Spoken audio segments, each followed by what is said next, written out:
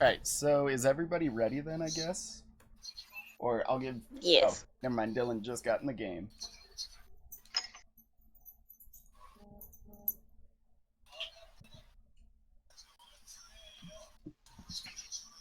Hi. I mean, I still got to make my drink, but I think I have everything in arm's reach, so we should be good. Nice. Alright, so we'll just pick up, like, exactly where you guys left off. Where, like, you just left Death House and you talked to Irina Kolyana on the street. If you remember, she's the lady, or the girl that's mentioned in the letter that you found when you entered Barovia. She's the daughter of the burgomaster of this town, so basically like the mayor's daughter. Um, and twice in recent nights, she's been bitten by Strahd.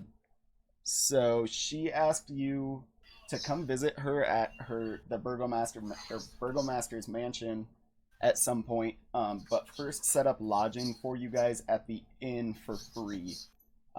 So the inn is going to be E2.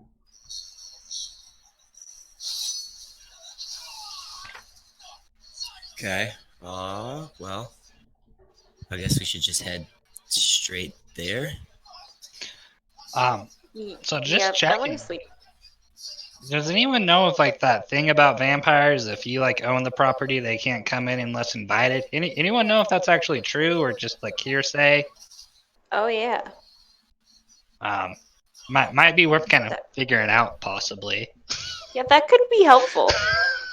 Yeah, there are. It's like midday. It's about to turn to evening, but there are people on the streets. So feel free to go around and ask questions on your way to the inn. You can check out other places too. I gave everybody control over that party token. It's right in front of E7 right now. So if someone just wants to grab it and start moving around, then you guys can just explore and I'll narrate as you go.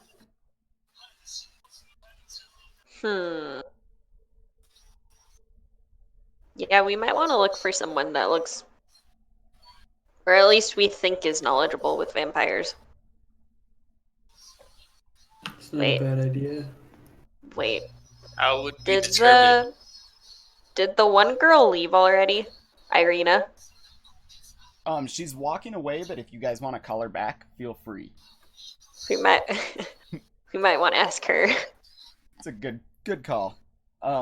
So yeah, Irina comes back to talk to you guys for a couple more minutes before she heads home for the day. Cool.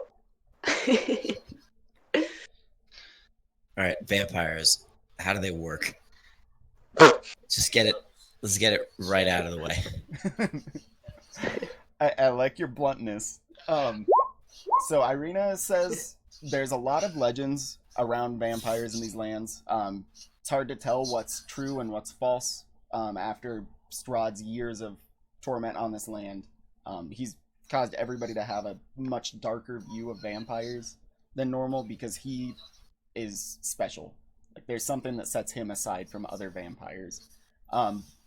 But you, or then Irina goes on to say, like, the truth about vampires is that they do infect others with their blood or with their bites, but when they bite a vampire or a person, it just turns them into a vampire spawn.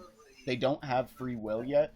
To get free will, the vampire himself needs to let his spawn drink his own blood, and then they become a full-blooded vampire themselves.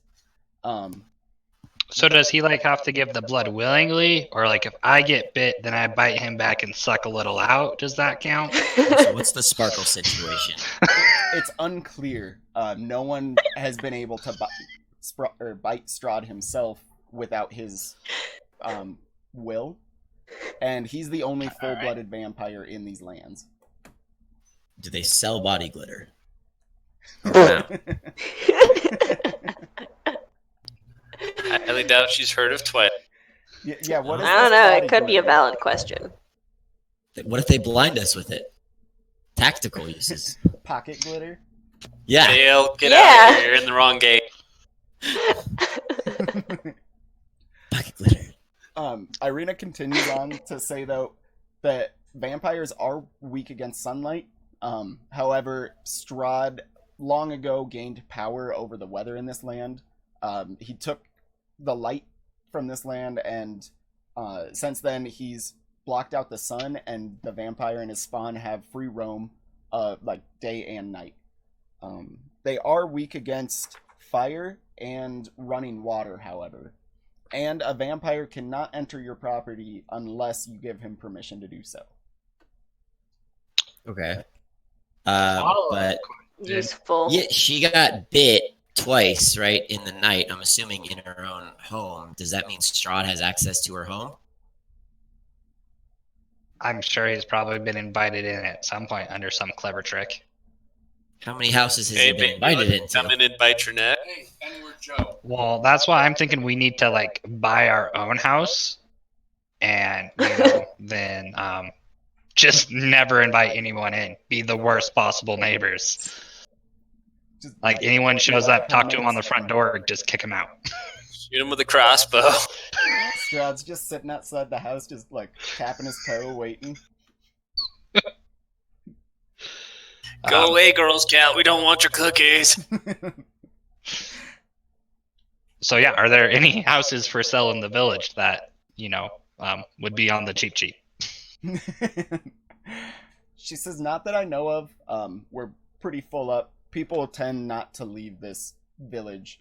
So these houses generally have been in the family for generations. Fair enough. I can accept that. Are there any abandoned ones that we can like take over and claim, or like pay somebody and be like, hey, this is ours now? Well, there's Death I mean, House. technically, didn't we get the deed for this as the house is like crumbling down behind us? Yeah, there's I mean, Death House. yeah, but he can get in there. He did walk in there and talk to us. It wasn't technically under our ownership at that point, and the That's other a guys fair seemed to be point. pretty tight with him, so I'm sure that invitation was given at some point. But didn't we watch the That's deed a fair crumble? Oh yeah, it did. Well, shit. Yeah, we don't have property here. Damn it. You know, if they never get we any, should just say it's ours. I don't think that works for vampires. Wait, so we can't say the hotel room is like technically our property? Like, hey, this is my room. You can't come in.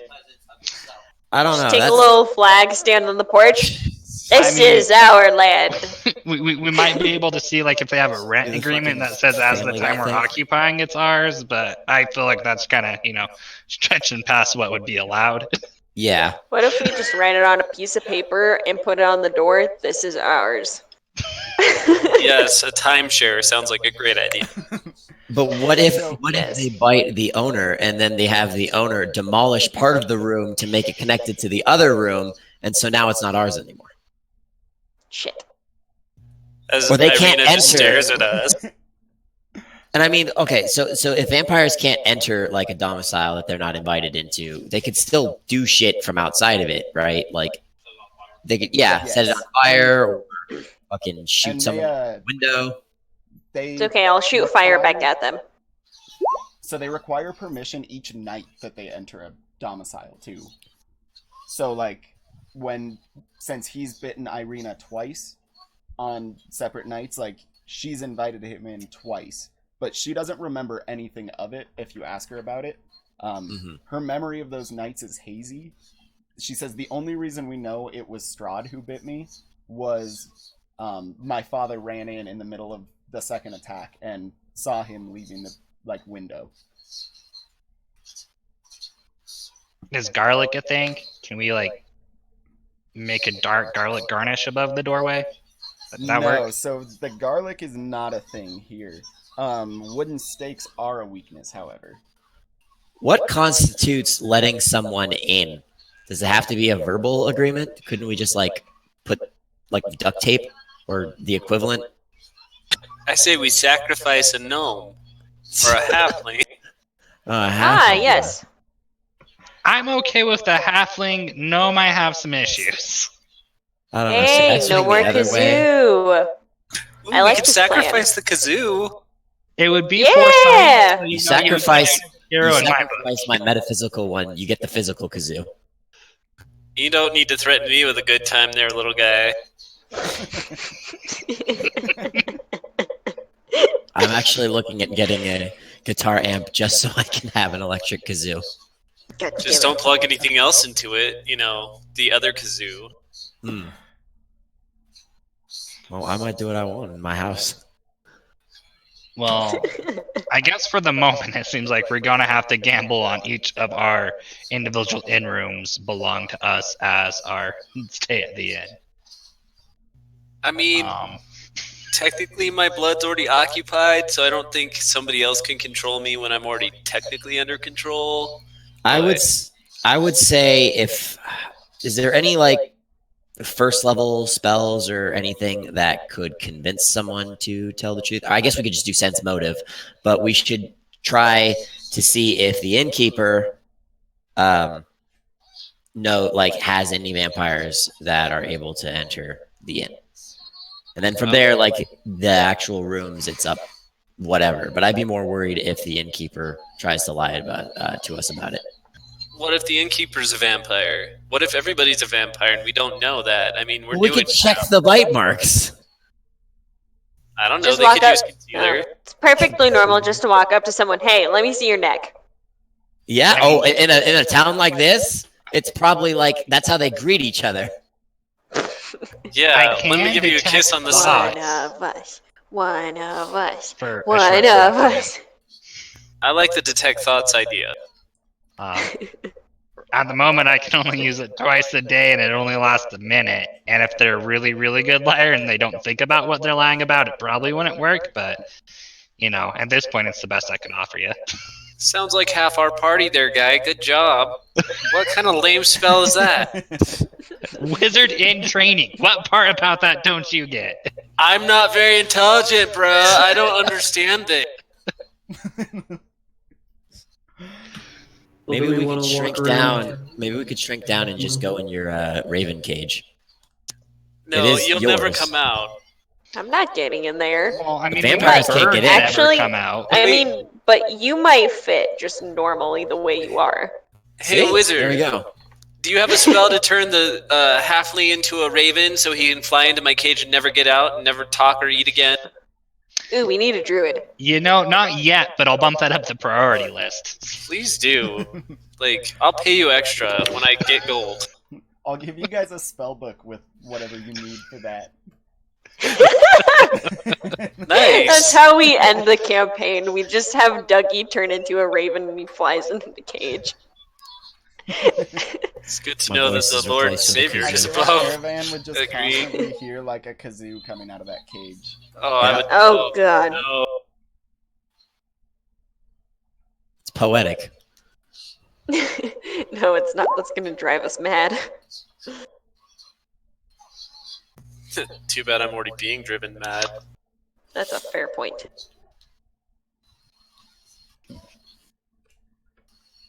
Alright, so by this point Irina turns to leave. She asks if you have any other questions before she heads home for the night. The bites have made she her rolls her very eye. weary, so she's like not like she doesn't have the energy that she normally would.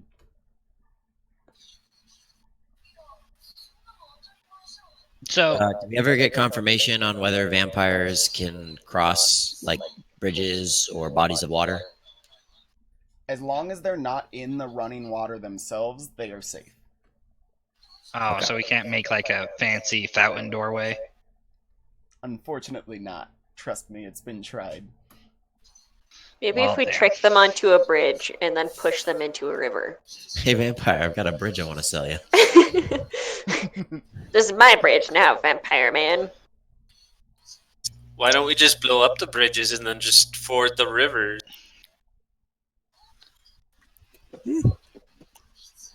Could work. Just to clarify, your house is the one with the like top northwest of the map, I'm guessing. No, so hers is actually at the south end of the map. I'm gonna pop it on right now. Okay. Is the top is Hers the is E4. northwest? Is the northwest the bone grinder mill? No, that is the church, she says. Oh, okay. Graveyard. Are those graves actually occupied? Yes, many of those are adventurers who've come to this land to try to defeat Strahd and failed.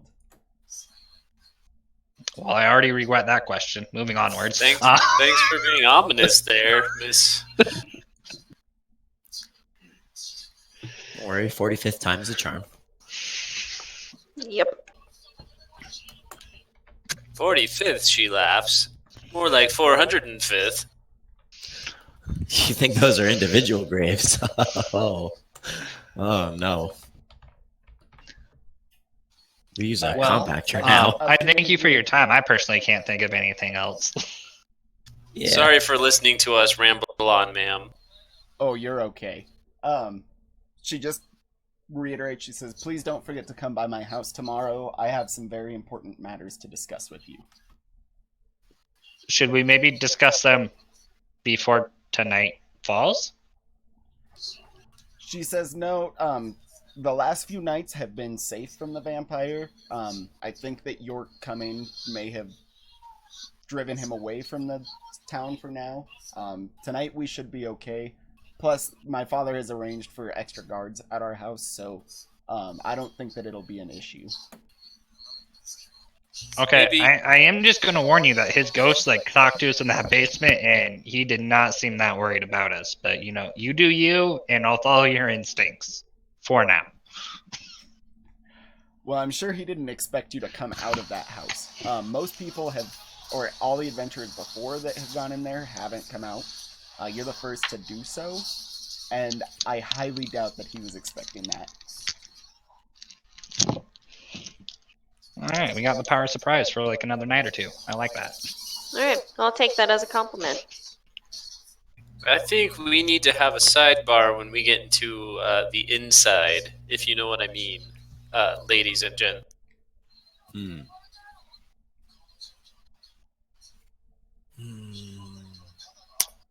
Alright, I so don't know. if you guys want to start moving your token, I'll let you take whatever path you want to the inn. Because by this point it is starting to get to be about time to go in for a rest. I'd say, and then we'll start the next day and you can explore everything else in the town. Yeah, you cut out. About Wasn't what? I cut out? Oh, my bad. I wonder if the push to talk just wasn't registering the whole time. So if you guys just want to take that party token and start moving it, I'll narrate, just end up at the inn at some point. At the end. Let's of go something. south. At Yep. some point. Let's beat feet. Who has control of it? Yeah, I can't. I can't either. I Oh, don't think any of us do anymore. interesting. Give me 1 sec. Really? Japanese? You don't even speak that language. What? Okay, now Yes, you I guys do, should be but able also to- Ah! not me watching. Oh, I know who it is. What? Alright, so as you guys turn the I corner, don't- down the What? street. No, it's someone at my house. Wait, what? Just, whoa. Oh, What's that? totally forgot about push to talk again. So as you guys turn the corner, you can see an old woman on the street pushing a cart full of meat pies. She's going door to door selling those. Oh shit, it's Mrs. McLovin or whatever her name is. Let me Wait. get you the handout. That's a woman? That is who you see. Oh, Oh, okay, yeah, it really fucking is. that's creepy. It's fucking Sweeney Todd all over Those again. meat pies to each other. Shit. Yeah, I whispered to the group, I don't think I would trust those meat pies. You can see, I'm not however, that hungry. the town is she's obviously been here before. The townsfolk know her. She's going door to door, and almost everybody's buying them from her. Well, I mean, what if they're fucking enchanted meat pies? I still don't think I want one. Yeah, I'm Yeah. still not trusting those meat pies. No. What if they're made of people? Maybe if we just drive by and don't make contact, she won't do anything. Can we go a different way? But what if the people they're made of were vampires? They're So What then still they're one of them people. saved a wolf? It's still people. I don't want to eat people. Look, I may be a chaotic neutral character, but I still don't want to eat someone. Yeah. We're this- not all I'm your not Pathfinder saying to eat character. them. I'm just saying like they might be good. She might be good because she's only cooking vampires into pies. Hey, You know, God this Mode, isn't man. Pathfinder. Can we get an This isn't your alignment check Pathfinder on the character. lawful good guy, please?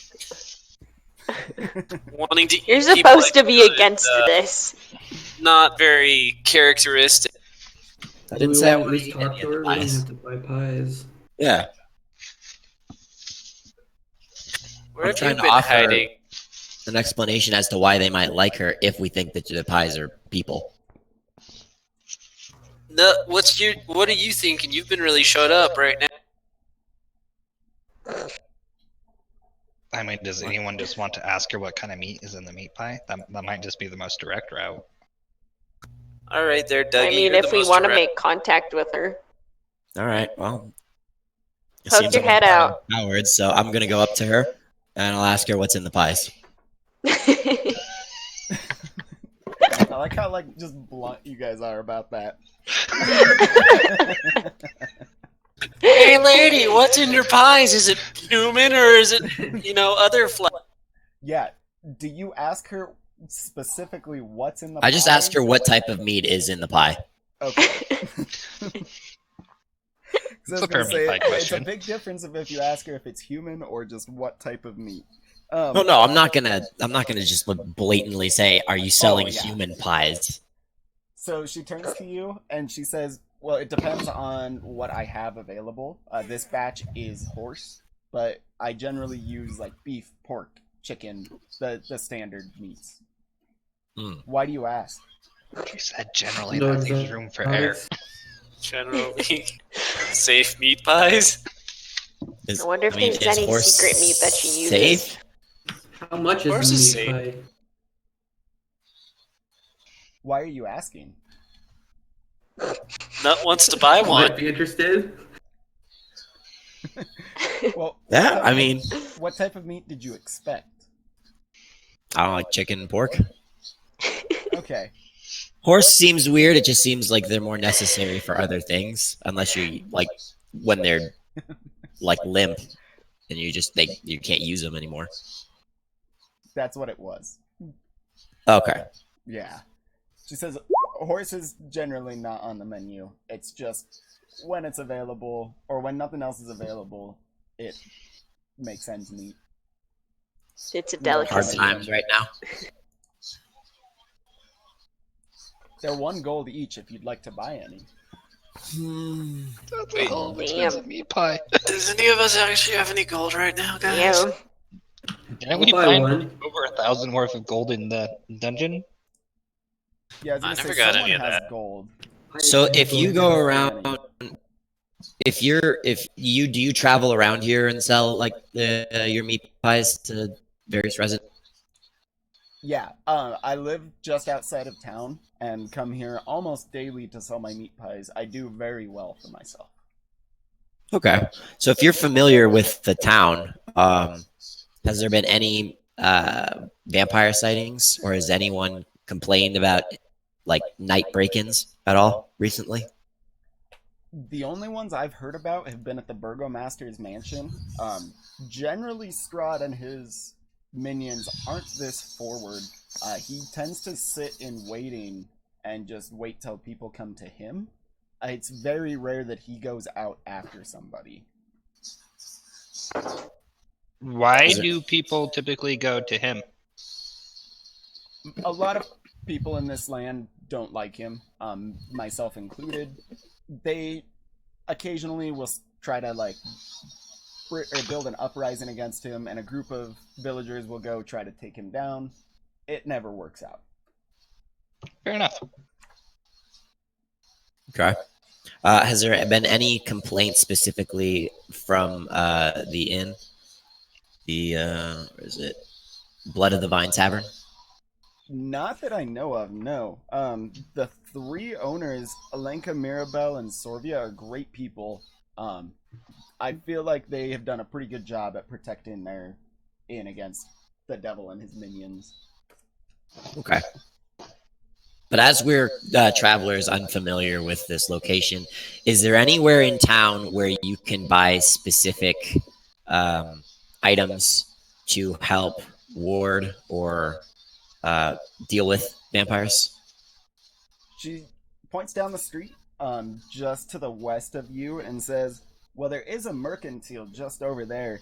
It's run by a man named Bildrath. You can see what he has in stock." Okay. So that's E1. Well, I mean, she kind of helped us with a lot of stuff. I don't necessarily. This is obviously talking aside to the party. Do we want to buy a pie? Ah, screw it. I'll buy 2. She was helpful. Yeah, I'll I buy feel like one. we should at least pay her. I have no gold, so I can't buy anything. Okay, so she takes the 2 gold and hands over 2 of her, as she calls them, dream pastries. She says, "I hope you enjoy," and she walks off to continue her sales in the southern part of town. Anyone want to do sense magic? Well, I mean, I could Arcana check on them. Yeah. If they're called dream pastries, maybe. Oh, why not? Yeah, I'm suspicious of them anyways. Okay, go ahead, and are you gonna roll an Arcana check then? Yeah, especially since she said they're dream pastries. Okay, go for it.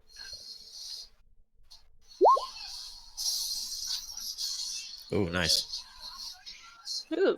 So yeah, you can tell that there is some 23. So you can tell there is some enchantment on them, but you don't know what. You can't tell if it's beneficial or harmful. Maybe she made it out of a unicorn. Hey, just curious. What enchantment did you put on these? By the point that you've discerned this, she's like out of earshot. She moved surprisingly fast for a woman of her age. Guys, this is a mystery. We Ah. have to chase her down. I need an answer to this. Wait, what if I mean, we she throw said part of she- one at a building? She's I don't really think we should deface property. Lex, that's But- a great solution. Let's throw it at the Wow. death house and see what happens. Why don't you try a piece, Dougie? Do we draw straws to see who eats it? Not I it. thought No. it. I think that automatically makes me out. And I have to record what happened, so that's another reason for me to also be out. Stanix is draw a driving the card. cart. We paid the gold. If Stanix is driving the cart, she can't get hurt.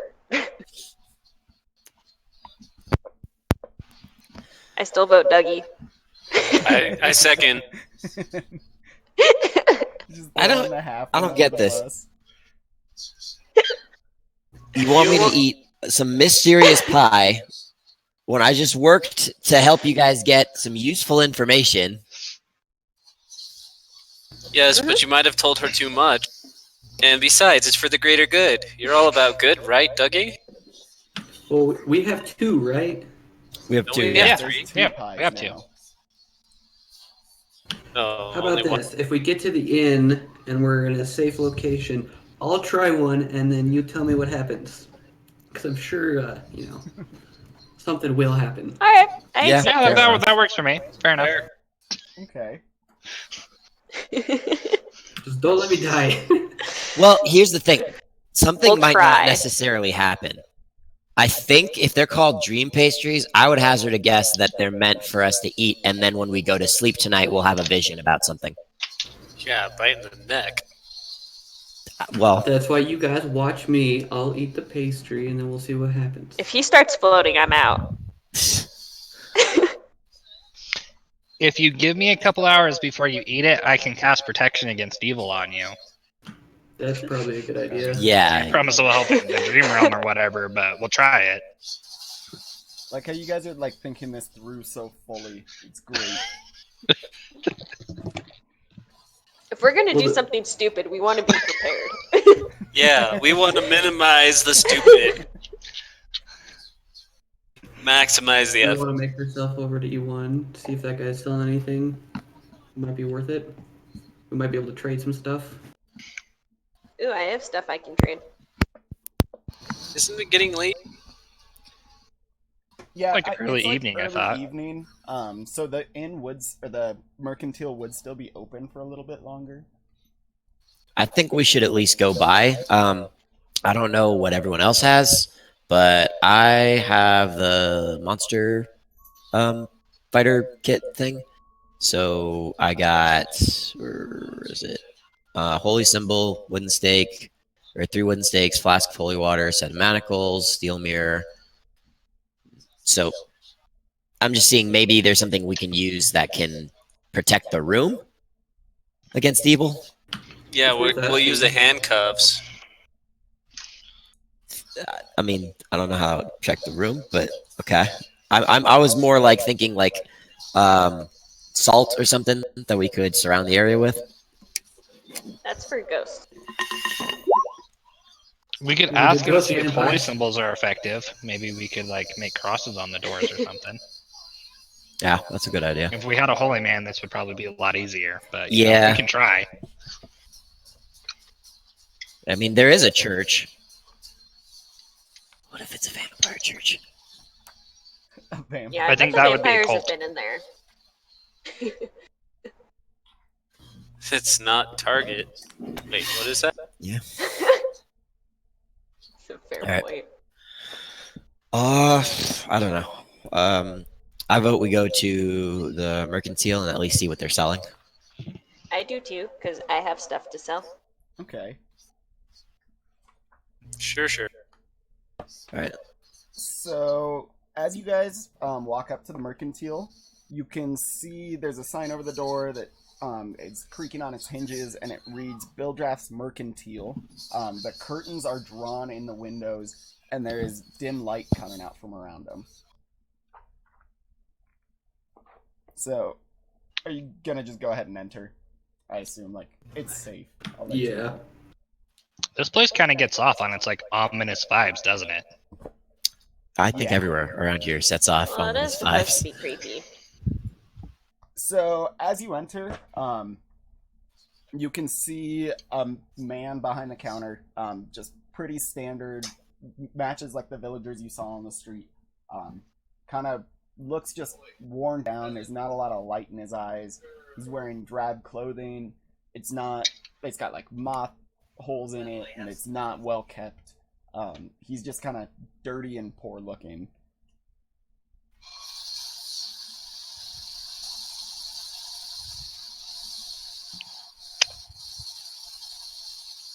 Okay. Well, I'll walk up to the counter and say, "Hello there. We're looking to sell some goods," and then motion for Stevie Hello! Okay. to show what we have. What all do you guys have to sell? Because he buys things at different rates. I still have the 5 gems that are worth 50 gold pieces. Okay, so he'll buy the gems at like their value, whatever I told you. He sees those and gets like that's the first show of excitement when he sees the jewelry and the gems you have. Sweet. Or I'll sell mine 3. Okay, so Are yeah, yours at 50 gold each as well? No, mine are only 10, I believe. Sell my gold ring. It's at 21 gold. if you guys have like weapons, on the other hand, like weapons and armor, he buys those at like a quarter of their cost, not even half. He doesn't really trade in weapons and armor that much. He says there's not a need for it in this land. Is there anybody else that would? He says, well, I know of traders in the towns of Kresk and Valaki, to the east of here, or to the west of here. You'll have to check for yourselves. So we're kind of new to town, and we have one engagement tomorrow, but I don't know about you guys, but I could use a little bit more money. Is there any jobs you are aware of that need doing? Not really. I mean, you could always ask around the inn. Maybe someone there has some item that they're looking for, or knows of some monsters that you could go kill that they want dead. It's kind of up to you guys, but I would ask at the inn. There's not really much demand for it here, but that's your best bet. Do you have any good like smoking tobacco? So he has whatever's on like the list of adventuring gear from the player's handbook. So let me check it real quick.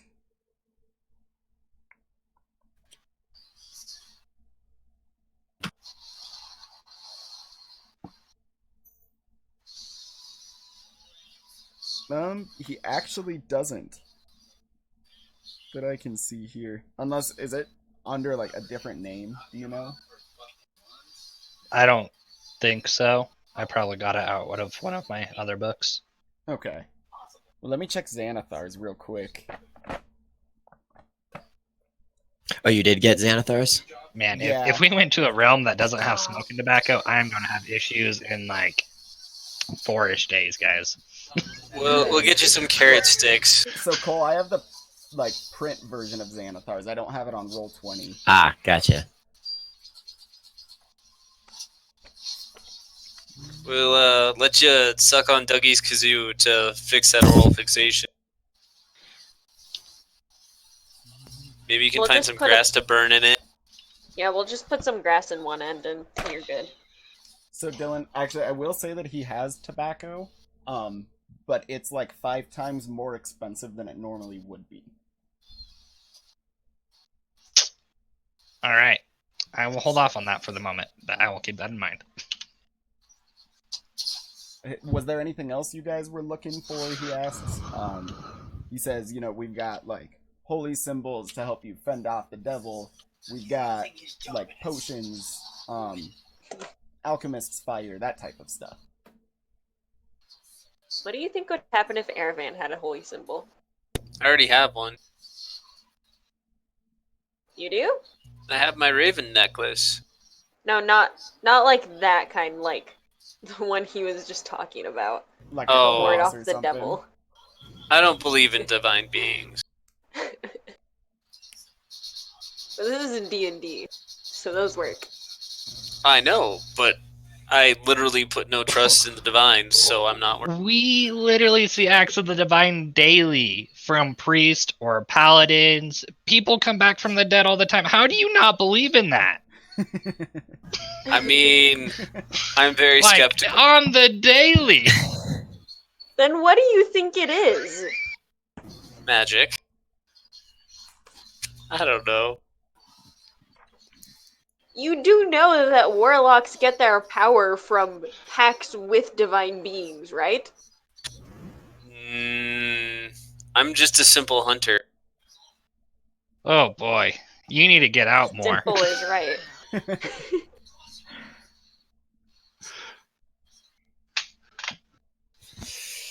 I'm as smart as you are, and I know this. That's not saying much. I mean, I use magic and do nothing but study my entire life, and I know they're real. See? Oh, I'm not the one on trial Even the here. bookworm knows. Yes, you are. Do we each have our own individual gold, and then like we're using our own, or do we have like a party stash? We have a party stash. I'm gonna burn through it. Yeah, currently it's individual, but I mean, there were a Okay. couple things. I know somebody should have gotten a platinum necklace out of Death House. I don't remember who took that. Wasn't that Danny's? He might. I know I think didn't Danny take did that. anything of value because you guys were kind of gave me all the spell stuff so I could increase my repertoire. Yeah, and I still have the eye patch. I think with the Oh, yeah. opal in it or something that's worth a lot of gold. But yeah, I haven't. I want to figure out what that is before I actually sell it. Yeah, well, and I just remember I got the 5 gems that I have sold. so Dougie, you can ask Bildrath about that eye patch if you want. Okay. Yeah, then I'll ask him. I show him the black leather eye patch. Ask him if he knows if there's any like negative enchantment or anything on it. So he looks at it and he can tell you it's just a plain black eye patch that somebody gem onto. Obviously, they were trying to make themselves look fancier than they were. And he values it at about 50 gold, but says, other than that, like, there's no magical properties to this item. Okay. It's just bedazzled. Would I take a penalty for wearing it? You would take a -2 to perception checks, and if you use ranged weapons, you would take a -2 to attack rolls as well, since you'd be down. Would I get? Could I get a +2 intimidating?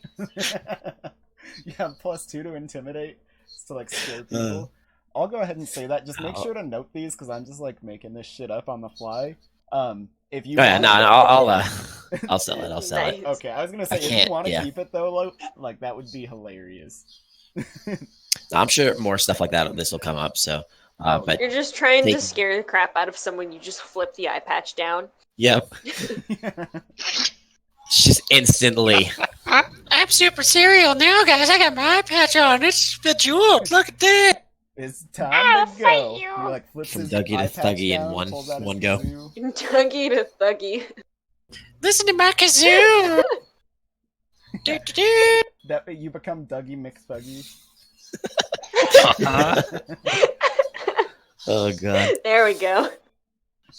Oh my god. Cole, you were talking about like finding or seeing if you had wooden stakes and stuff too. Yeah, we have. Whoever took the whatever background, the one. Yeah, the haunted one got wooden stakes, a holy symbol, flask of holy water, and so on. If anything, I just want to know what he sells that's like that, so that we have more monster killing like apparatus, I guess. It's called our fists. So he does have holy symbols. He's got different kinds. There's amulets, emblems, reliquaries. They're all 50 gold. Even though you can tell that they're not worth that much, he's just charging exorbitant amounts for them. Right. He has. You can get candles for 1 silver each.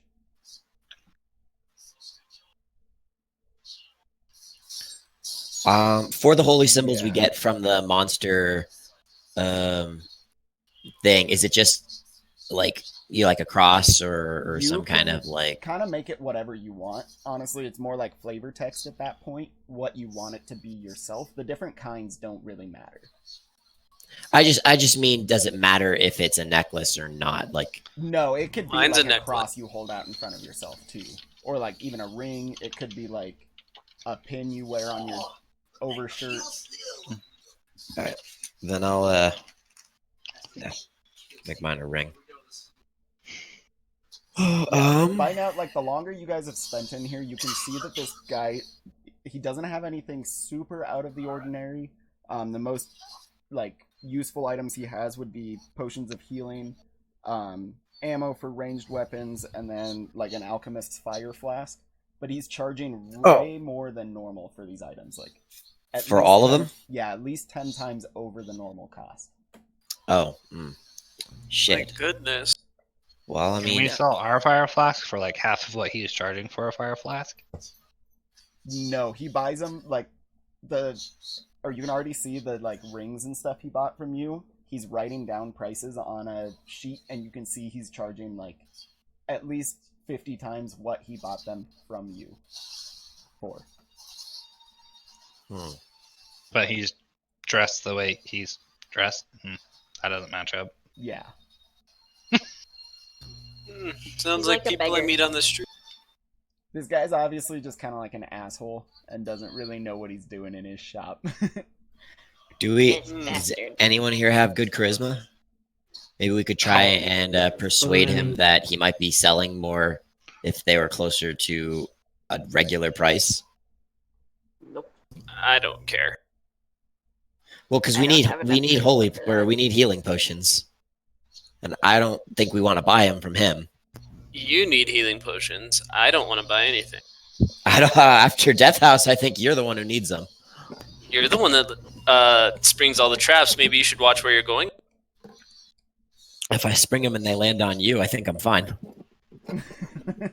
I sense some tension. I don't know why there would be any tension. He only traps me with 1,000,000,000 centipede. I mean, I already need oof, roughly 900 gold to transfer all these spells into my spell books, so I'm not necessarily like in the goal of just tossing out money. Yeah, I have about well, I sold the eye patch, so I'm got an okay amount. But how much are the healing potions that The he's selling? healing potions he's asking for 500 gold for. Fuck. A piece? Yeah, no, let's go God. to Are these like just simple healing potions or greater healing potions or? They're regular. If you guys can try and talk him down from them too. Well, I just- shit. I think we should just try because I mean I don't know if there's any other merchant that we're gonna have in this town. If we're gonna be dealing with him a lot, we might as well try and get a better price. I just want to know if he knows there's any place that I can store like a chest, so I don't have to carry it with me. Wouldn't like the room at the inn be a good pot for that? Yeah, Can I do I'm that? guessing. Just hide it in there? Alright. I think that's like what the purpose of the inn's gonna serve is. It's just so we have a home base essentially. We all have individual rooms, right? I don't want to share with the half. You know, we'll probably find out when we get there. I want to get there. I'm done with this man. Dougie will sleep on like a pull-out bed under your bed, Aravan. You just No. kinda shove him under He'll when just- you're ready to he go to plays sleep. I will the shoot him kazoo with in my his sleep. crossbow. He just I will plays go the kazoo evil. in I his don't sleep. care. He'll let the demon momentarily take over. I was out of my mind. I didn't know what happened. Plausible. I just woke up. Maybe I'll shoot him in the back. Exactly. Just wait till he's rolled over, and then say you just woke up. If you're clever about it, you'll just stab him twice in the neck, and then we'll just kick him out of the group. 2 pinpricks. I love how we're all just collectively hating on Dougie.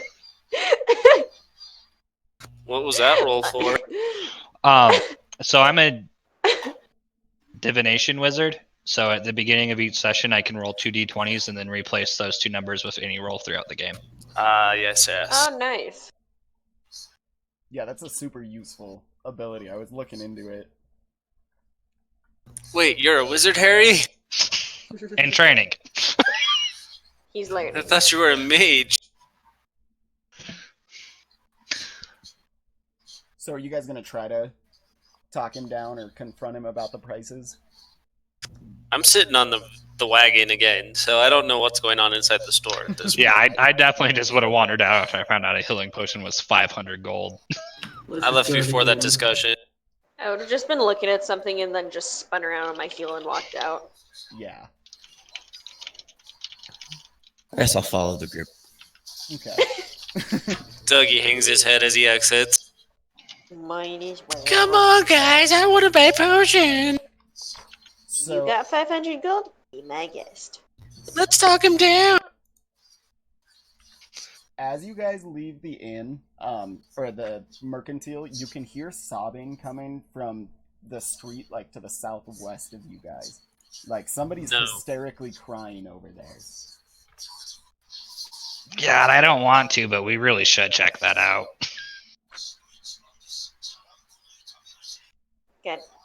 Can we see what's happening at all? So Let's be altruistic. you can tell it's coming from the house labeled E3, and the door is wide open, but you can't see who's crying. It's coming from inside that house.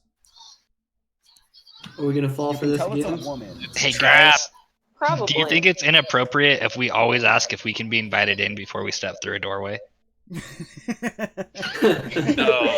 I And then someone tells us no and we walk through anyways. Just make everybody think that you guys are vampires.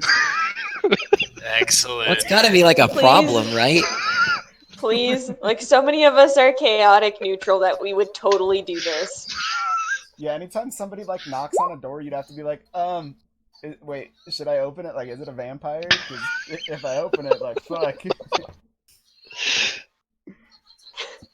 They'll just be like, "Don't let me inside." And they're like, "I don't let you inside," and then they walk in.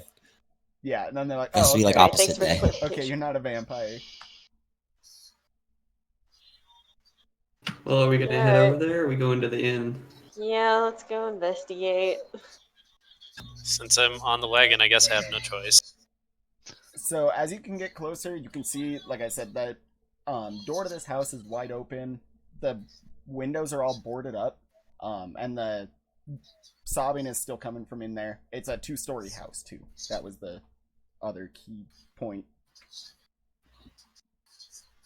Hey guys, it's a trap, but let's go inside the creepy house with the open door and the crying, because you know that worked out well the last time we talked to little children. I mean, it did work out well. We got out. And we made a ton of money. Only because of the guy that doesn't believe in magic. So, and the Hey. closer you Excuse get to me, the I believe house- I was the one that killed it. Yeah, I'm the one that strangled it so you wouldn't get murdered. the closer you get to the house, you can make out that like it's somebody sobbing a name over and over again, and it's a woman crying out the name Gertruda. Oh, Gertruda. Is there anyone on the street we can see in either direction? You can see there's like a couple people, because by this point it's starting to get pretty dark, or like about nighttime. People are starting to head home for the day, so there are a couple people. They're just kind of glancing at the house, but not really giving it too much mind. Almost everybody that you've seen today just has a very blank, like vacant stare on their face. They'll glance at you, but they don't really pay any special notice. Same thing's going on here. Everyone's just kind of indifferent, but there are a couple people that give a little bit more time when they see stuff, but they still just kind of ignore it, almost everything. Hey. Hey, sir, as one of them's walking by, that house isn't known as like the second death house or anything, right? I already fell for that once today and did not enjoy it. Oh no, that's where Mary lives. She's crazy. Do you know anyone by the name of Gertruda? That's her daughter. She apparently went missing or something. She's been crying like this all day. Okay, well, thank you. Does she normally leave her front door open? No, that's kind of odd. That's all we needed to know. Thank you.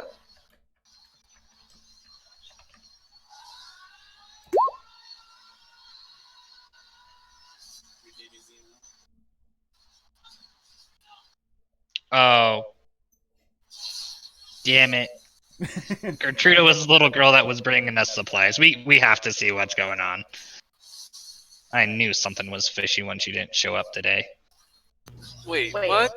What? What?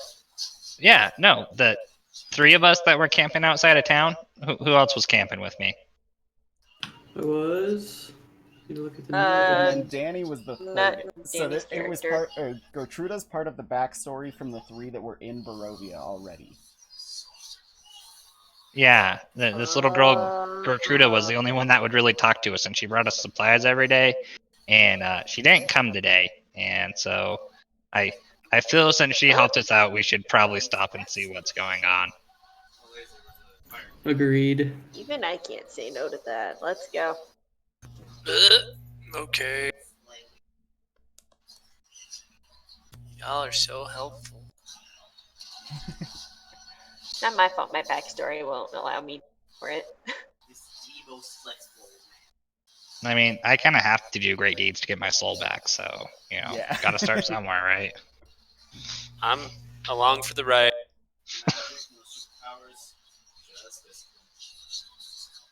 Alright,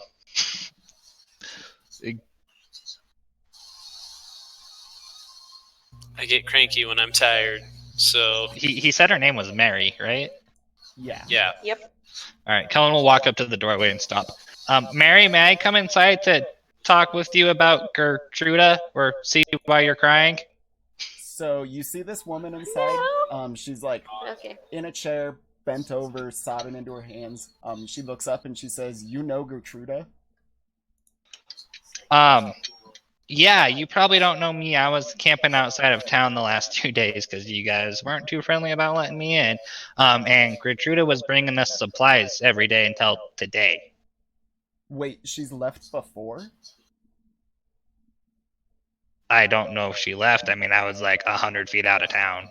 I don't think I would call that leaving per se, but Well, but I kept Gertruda locked in here to save her from the evil that's outside. Like, she'd never left this house before, and now she's gone missing. I don't know where she's at. I can safely say that yes, she has left before, and I believe we need to talk about your parenting skills. She says, but I've lived here my whole life. My brother was taken when we were children. Strahd came and stole him from our house in the middle of the night.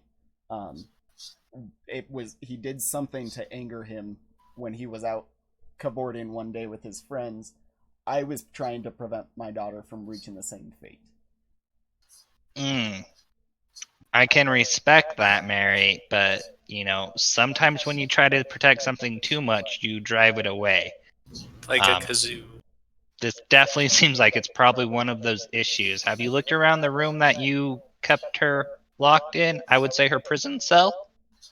Yes, but there's nothing out of the ordinary that I can see. Maybe you can take a look and see if you can find anything.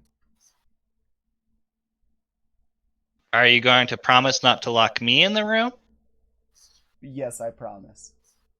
I just want my I daughter will take a home look safe. around. Wait. Can we check her motive? Is there a thing that we can do for?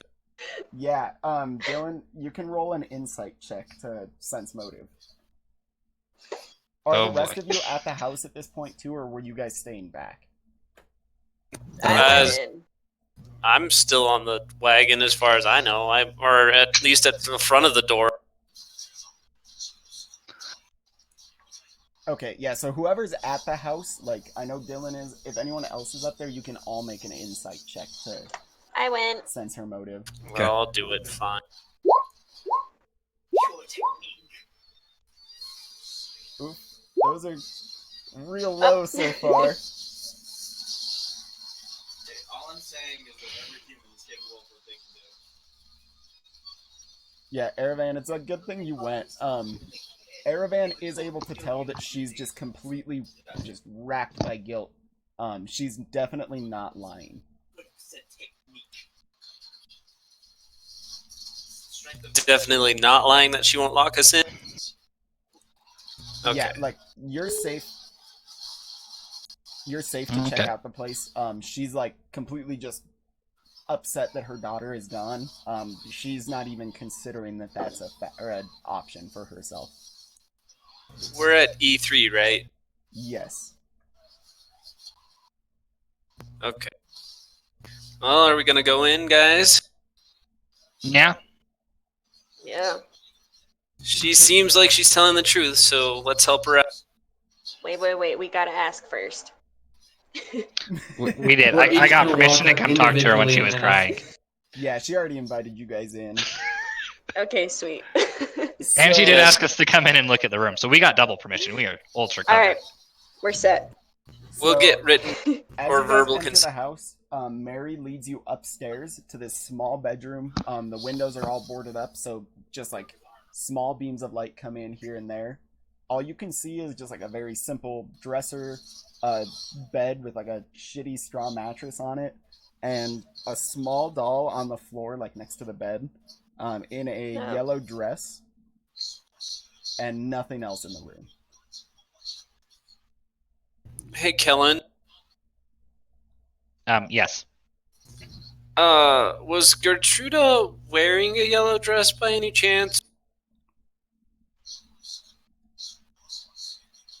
She was not, no. Nope, she was not. Okay. Alright, so there's no voodoo doll here. Yeah, Mary points the doll and says that was Gertruda's, favorite toy. She never went anywhere without it. I mean, granted, she was in this room the whole time, but she always had that toy with her. That was her best friend. Did she bring it? Yeah, did you guys ever see the doll when she came to bring you supplies? I would say I didn't include that in her thing, but yes, she did have it with them when she would bring them supplies. Okay, then this confirms that it is in fact the girl and not a joke. Are any of the boards on the window loose? No, you can tell that she's been messing with the lock from the inside of the door, though. Like, she let herself out. Oh.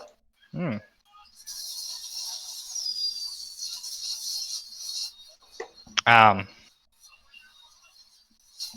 Does anyone? I mean, Mary, I can tell you that this lock has been picked. So she was letting herself out. I wonder if there was anyone else involved. Go ahead and everybody roll a perception check too. God damn it, I can't roll higher than a 5 on me.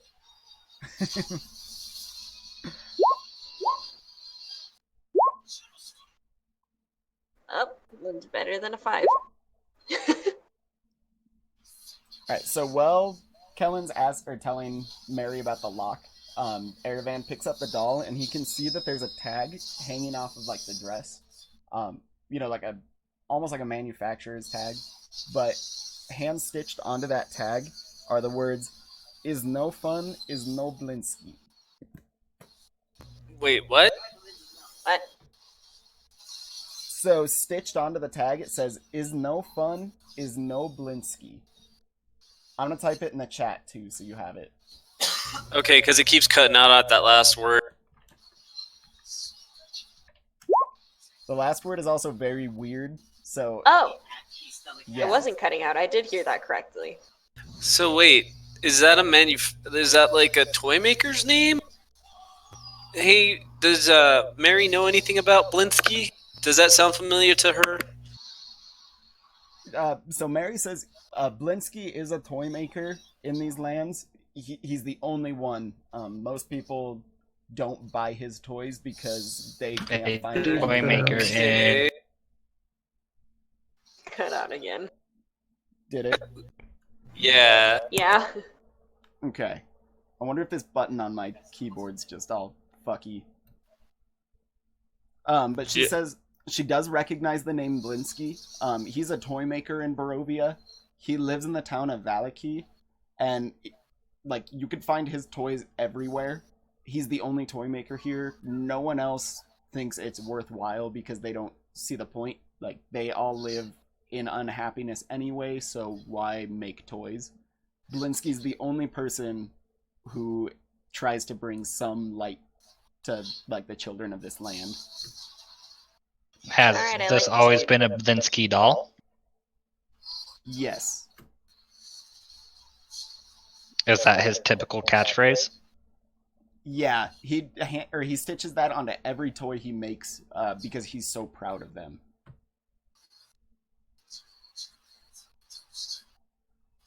Alright, in this world, I don't blame him.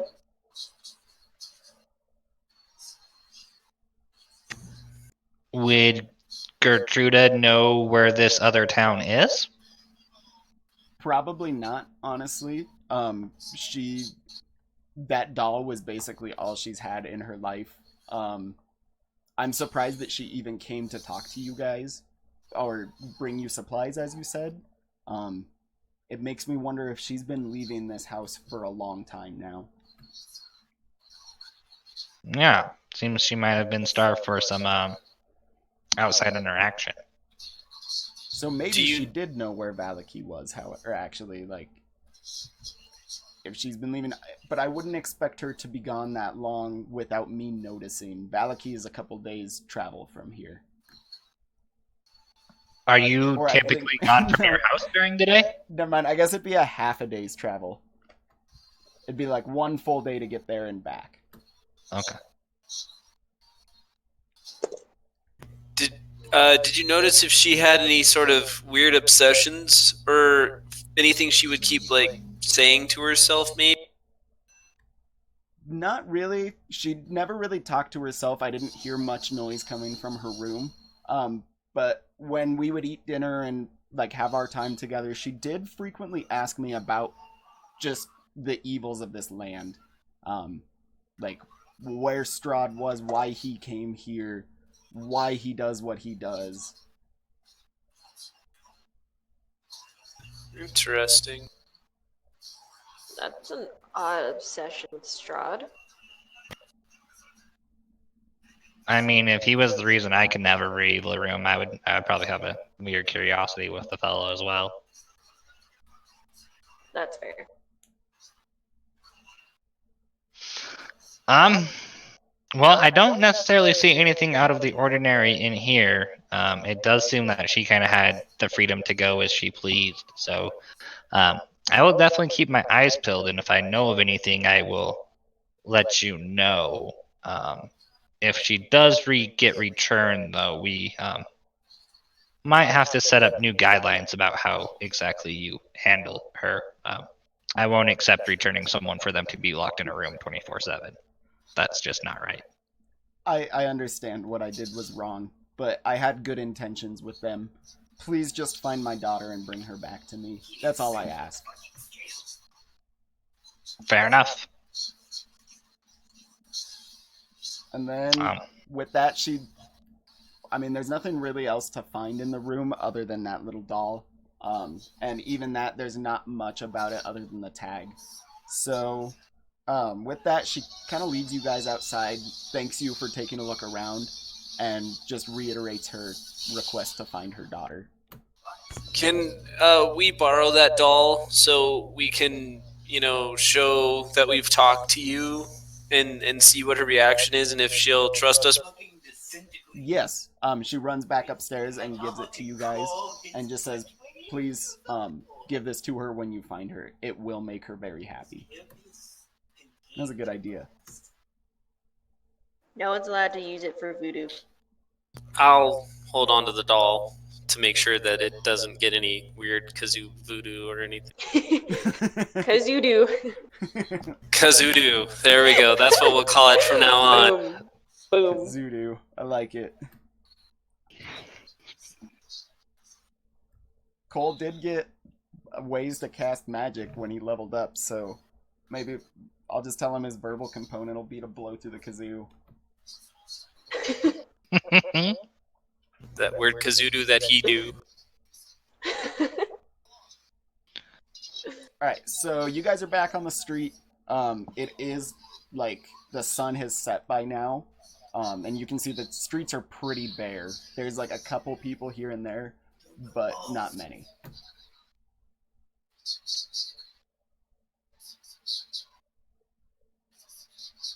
Do we want to stop by the inn before we go to the mansion? Probably. Well, we were told not to go to the mansion till tomorrow, so I feel like as much as I don't think we should, we probably should respect those wishes. Yeah.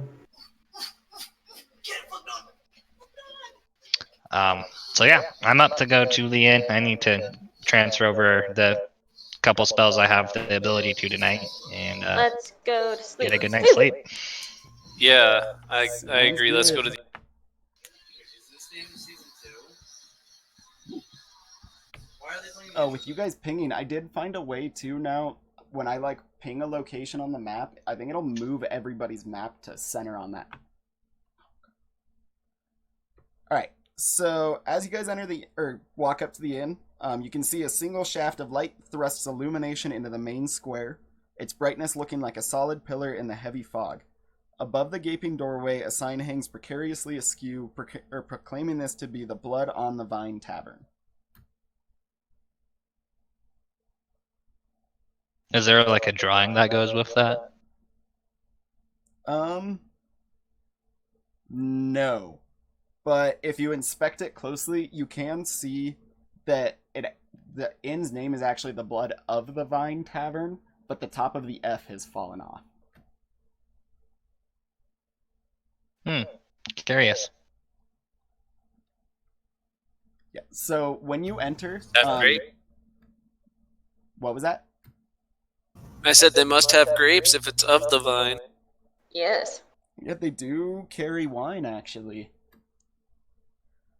So as you enter the inn, you can see it's pretty empty. Other than there's the one bartender, there's three women sitting at a table near the door.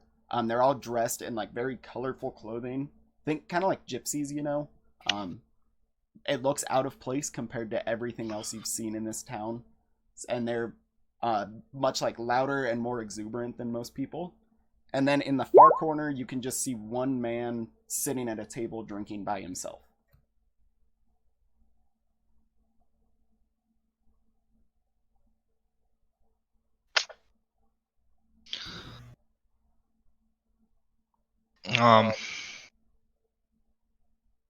See who by themselves? There's Man. one man over there. He's got kind of like shoulder length blonde hair. He's dressed a little bit nicer than the other people that you've seen. As you all enter the building, the barkeeper calls you over, introduces himself as Eric Lawrence, and says, "You must be the ones that Irina told me about." Yes, we would be. So he continues cleaning glasses, just kind of doing his own thing, but he says, "We've already arranged rooms for you guys. There's 6 of them upstairs. I see there's only 5 of you currently, but assume the 6th will come later."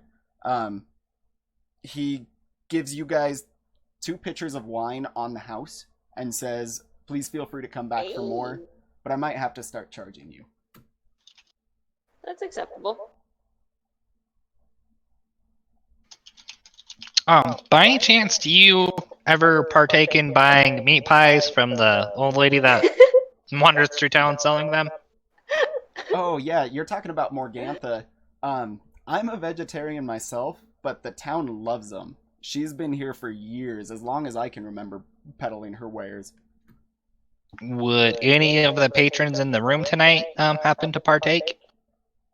Not the 3 women are actually the owners of this establishment. I'm not sure. She did say they were fantastic people. Yeah, she did. Yeah, they know each other. I don't think that they eat her pies. They kind of keep to themselves. They're from outside of Barovia, so they kind of do their own thing. But they do, like, they know Morgantha. They're friendly. I just don't think they eat them herself. You guys might want to ask Ismark in the corner over there.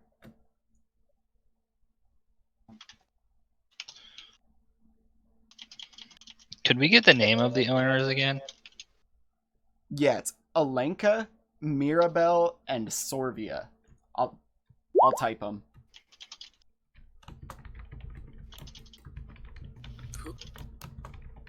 Wait, Strahd is the king? I'm confused. Strahd is the count. Yeah, It's Count Strahd is Strahd. count of this land. I'm still making stupid Lord of the Rings jokes. Oh. I don't know that universe.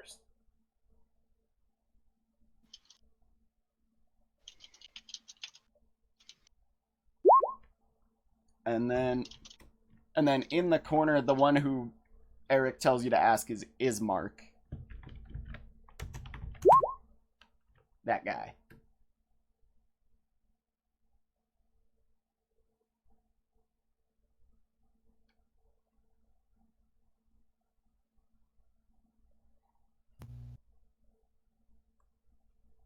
Well, who do we want to talk to first? I personally am going to go talk to Ismar. I want to know about these meat pies, so I'm going to go with them.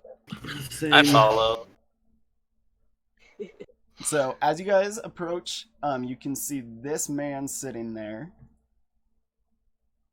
Let me find the handout. He's very dapper for being a ghost. Well, as That long as he guy. eats meats. Whoa. Ismark the Lesser. What a name. He doesn't look lesser to me. So as you approach, he looks up from his drink and says, my sister told me about you. May I know the name of your sister? Her name is Irina Kolyana. Oh. Well, I'll be. Small She never town. mentioned she had a brother. Has. Well, nice to meet you, Ismark. I am Kimball. Or Kellen. And I'm Stanix. You can find my 2 names there. Kellen Dimble. And I am Ervin. You can call me Nut. Your name is Stanix. I now have more questions now that I know that you're the brother of our recent bitten. But before I get to that, I was wondering, have you ever bought a meat pie from a lady that wanders around town? Yeah, Morgantha's dream pies. They're fantastic. They give you just this crazy feeling like that you've had the best dream ever. Oh, So- interesting. Do you remember said dream when you wake up, or just the feeling that you had a great dream? It's kind of weird, a little bit of both. Like you kind of remember the dream, but it fades away very quickly. It's been a while since I had my last one, and I don't remember the dream that I had. Interesting. Do they usually have like the same theme along with them, or is it like different great dreams? I honestly, I'm not sure. People tend to keep whatever they see to themselves. Everyone just knows they make you feel great. Oh. Feel Alright. what? Well, I happen to have a spare meat pie. Would you like it? Oh yeah, definitely. And he takes it from you. All right. Does someone want to share this with me? Nut? Sure, I'll take half. We got a full other pie. At least 2 more people can have some. I'll take half. Good. You know, I'm starting to think being a vegetarian's like a really good idea. I might give that a try over the next couple days. So maybe next time. It looks like Dougie gets a pie to himself. Or Dougie and Nut can split and give Ismark the full. Alright, so everyone's decided who's eating the pie? Yep. Okay, everyone who eats one make a constitution save. I knew it. Laced with drugs. PSP and the PIE. Oh no. Ooh, Chase. Oh, Chase. Maybe they actually are made As they like bite into these pies, Kellen has like out a notebook and is like very curiously looking at them. Okay. Do you want to be my specimen? So, Stanix, So did you say guys you are made writing into piece? something, but you don't know what it is.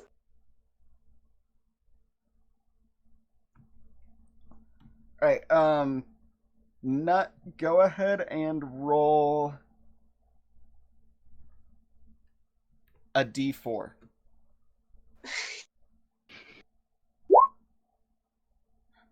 Alright, so as you guys eat the pie, you can see Ismark kind of just like falling into his seat. He's like in heaven with the taste of it. Dougie's realizing that it tastes pretty good too, and he's feeling pretty good. Nut drops the rest of his Cut out. pie and just stands and stares with like a vacant stare.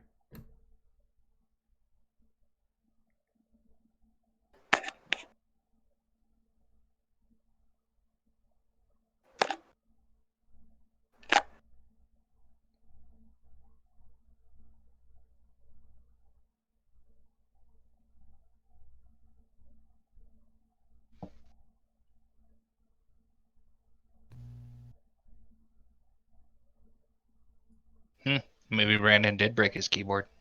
Oh, Maybe I didn't he realize did. that didn't go through. Alright, so I think I was pushing the wrong button, maybe. I only heard falling asleep. Yeah, that's the last thing we heard. Either that or Brandon ate a meat pie himself.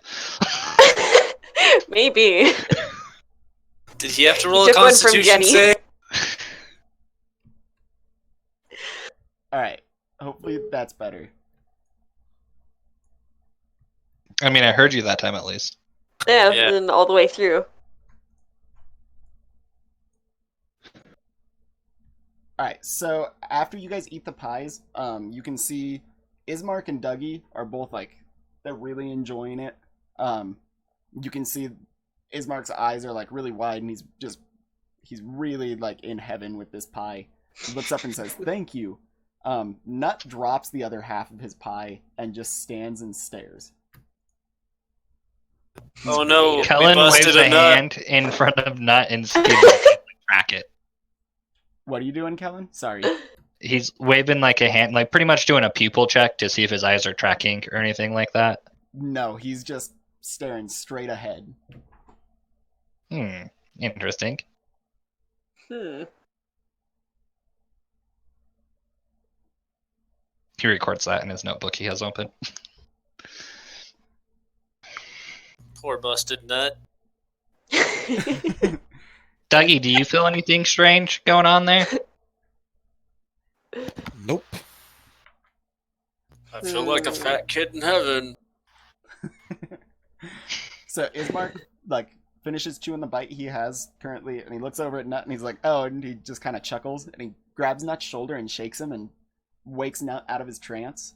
Nut's just like, you could tell he had something going on in his head. You can't remember what, but you do feel really good.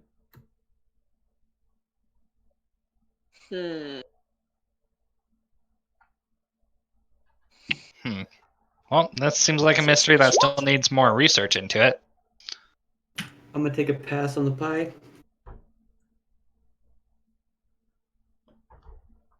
You Alright, sure well. you don't want another bite? No thanks, you can have the rest. I'm good. No, I'm good. Well, Ismark, now that we have broken some bread and shared some wine, anything strange Don't going love on people pie. around town? You must be talking about the attacks on my father's house with Strahd coming after my sister. Bingo. I mean, I'd love to hear more about that, but I was thinking maybe something else. But if that's all you got, I love it. Well, I mean, other than that around town, the church has been kind of weird for a little while. About a year ago, I would say. They stopped holding regular mass. The priest has really kind of let go of himself.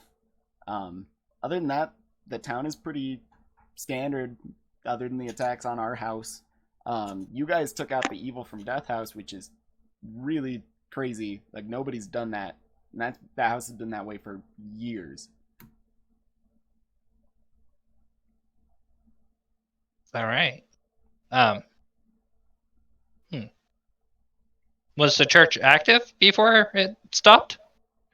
Yeah, Donovich used to hold mass every couple days. I think losing his son really kind of broke him. Did he lose his son to Strahd? Yeah, Doru was part of a group of people who joined forces to go attack Strahd. There were people from all across this land. They waged a war on his castle. The minute Strahd showed himself, many of them fled, however, and Doru was one of the few that stood his ground, but none of them made it back out. Fair enough. Fair enough.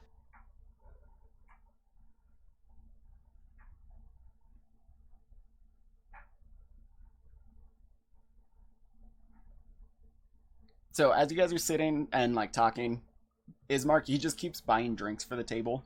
He says, "This is the least I can do for taking it, or for saving Death House." Oh, we appreciate it. Thank you. Yeah, no problem. So you guys were curious about the attacks on the house, though? Yes. Well, what would you like to know about them specifically? He says, "I gather that you already know that Irina's been bitten."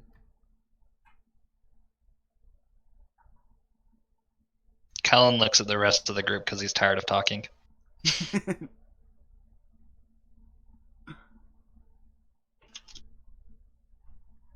What happened to Dougie? He's usually the one to jump in and ask questions. He ate the pie, that's what happened. Yeah, Dougie's still like really high in the corner.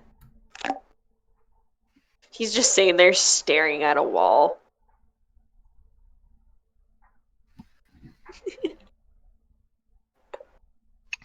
Or maybe the side of a table. He's trying to like look up over the table. Yeah. He just thinks it's the wall. So Ismark Well. says, well, Strahd has attacked our house a couple times recently. It's never been consecutive nights. He's kind of random with when he comes, when he doesn't. Sometimes he just sends his minions. Sometimes he's not even there. But his target, he's definitely going after Irina for some reason, and I don't know what causes it, but she does have some resistance against him, and some amount of sway over him. I think we need to get her out of Barovia. Do you happen to know a way out of Barovia? Or any legends of such a thing happening? Well, I just mean this village. They made it super confusing in this adventure because the land is Barovia, and so is the first village you get to. So It's like New York, New York. yeah, so he just wants to get her out of this village specifically. He says, I want to take her to Valaki. I think that we'd be much safer there. They're a bigger town, it's more fortified, there's more guards. We could actually keep her safe there. And we do have plans to meet with her tomorrow. We can talk to her about it then. Maybe you guys could help me convince her. I've been trying to tell her this for a while, but she won't listen to me or my father. Just out of curiosity, have you or your father ever been bitten? No, Strahd does not pay us any mind. Does he usually only go for female victims, or does he not discriminate usually? He tends to go for everyone. He takes women to make them his brides, and the men he indentures into his servitude as vampire spawn. But the fact that Strahd hasn't changed Irina into one of his little pawns yet, that must mean she has some sort of role in this.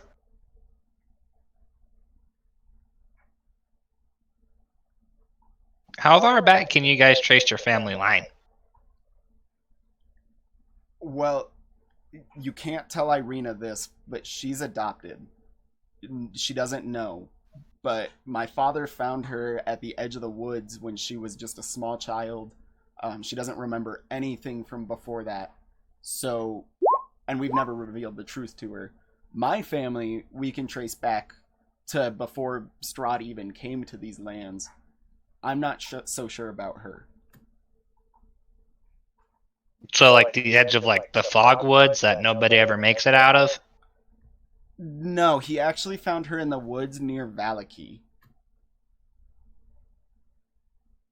Interesting. Do you know if they have many attacks out in Valaki at all? No, Valaki tends to be pretty safe. There's a large wall surrounding the village, so not much can get into there. I mean, can vampires not fly? They can, but they don't attack there very often. Strahd will occasionally go take a woman to be his bride, or attack a poor farmer, or not farmer, a hunter when he's out in the forest, but he tends to leave it alone. Strahd, he likes to just sit in his castle and brood. He doesn't really come out unless he has a very specific purpose. I mean, I have it on pretty good sources. He actually kind of wants to die. Who told Just you saying. that? That's what I took from Strahd's message. Did anyone else take that differently? It's more or less what I got out of it. Yeah, that's about what I got. I would say from Strahd himself then, yeah. Interesting. When did you speak to Strahd? I wouldn't say we carried on a conversation, but his ghostly apparition definitely came and I would say humble brag to us. Okay. He more talked at us than to us. That's fair, yeah. That's a way to classify it. That sounds like him.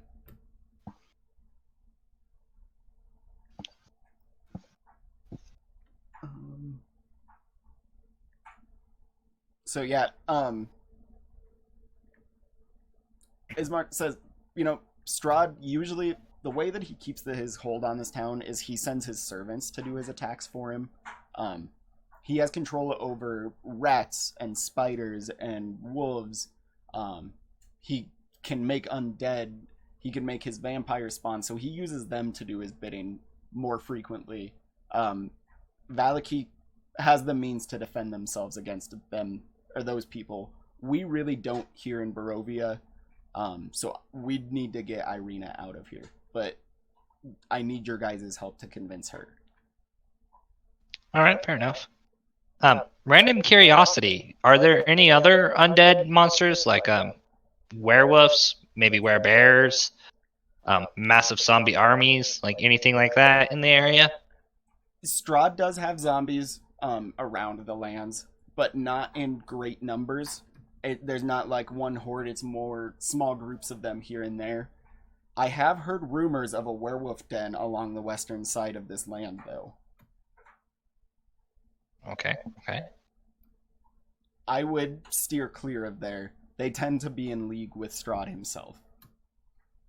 Oh, well, there goes that usual troop. Thanks for that heads up. That's not good if the vampires and the werewolves are in cahoots. Yeah, the werewolves themselves stick over there. They're near the village of Kresk, so they're really the only village that's under threat of them. But Strahd keeps them pretty well fed, so they don't do a lot unless he specifically calls for it. All right. Well, damn. Well, anybody else got any questions? I think that about sums it up for me. I'm definitely intrigued, taking up trying to convince yours to Valaki. That sounds like a good idea. Okay. Well, you said you have a meeting with her tomorrow. Is that at our house? Correct. Okay, well, I'll see you guys there. And he gets up, he goes over to the barkeep and pays his tab. It cut out again. Oh, thank you. So, he says, well, I'll be there at the house so I'll see you while you're talking to Irina, and we can work together to get her out of here. With that, he gets up, goes and pays his bar tab, and leaves the inn. Well, he seems like a good enough guy. Yeah, definitely like that meat pie. Seemed like it opened him up a little bit too. I mean, I'm glad you enjoyed your experience. I'm definitely never trying one. I didn't need it either. No. Has Dougie come to yet, or is he still in a coma? He's good now. He's got a big dumb grin on his face, like he's still really happy from that pie, but he can function. Probably dreaming of normally. Kazoo. Function normally, that's good. So a pie that's enchanted to make those feel good, but they can't remember the dream that makes them feel good.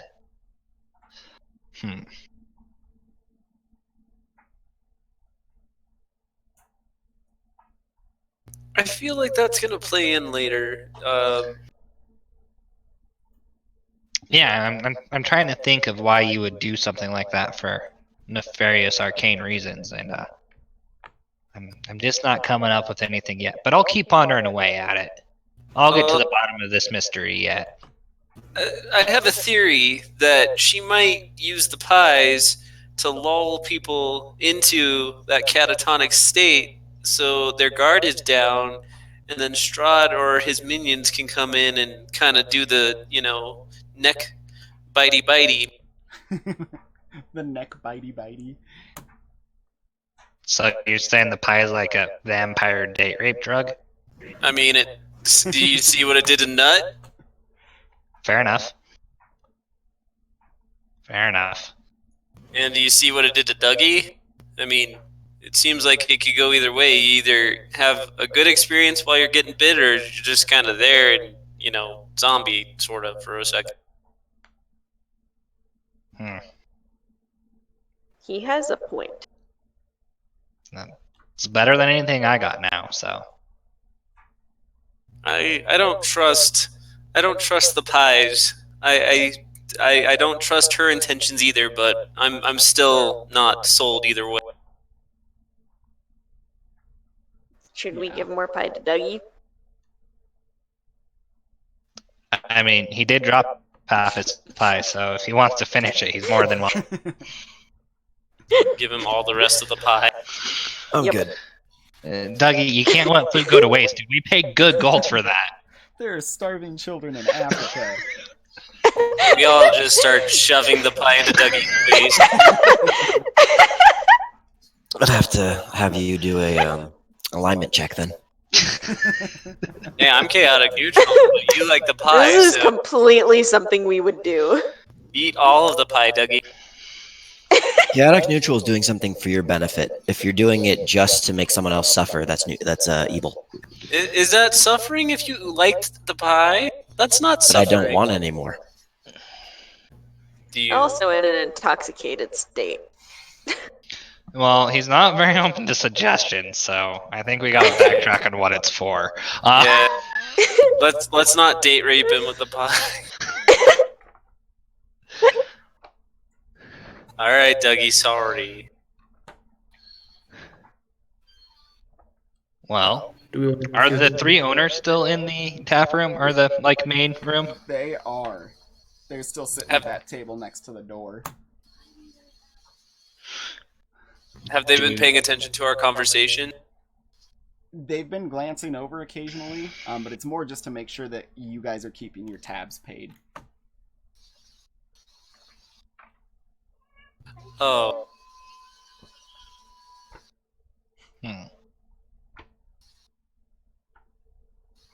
So, are you guys like from the valley? I heard you're not necessarily from the area, or are you kind of like us and you wandered through a creepy forest and then just appeared?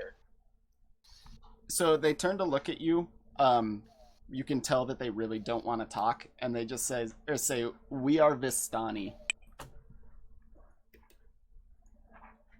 Fair enough. You ladies have a great night. Yeah, I think I'm gonna go to my room now. Yeah, room time. Same. Yeah. Yeah, let's get some rest before we go to the mansion tomorrow. Maybe go up to the church later, see what's going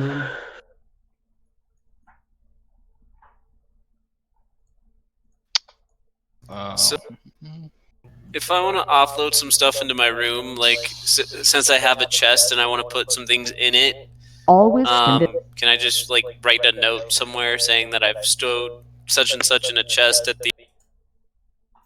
Yeah, I would say you can just if you want to leave it on your character sheet, like in your inventory or like on the treasure sheet or section of your bio, and just put like in parentheses chest. That might be the easiest way. You can also try go to your journal and go to the very top. Are you able to create a handout for yourself? I don't think we are. Okay, I didn't know if you'd be able to, honestly.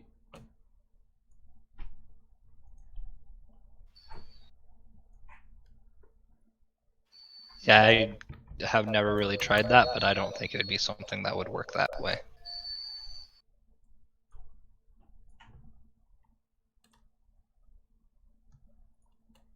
Mark, I just made a handout that I shared with you that you can edit. That might work.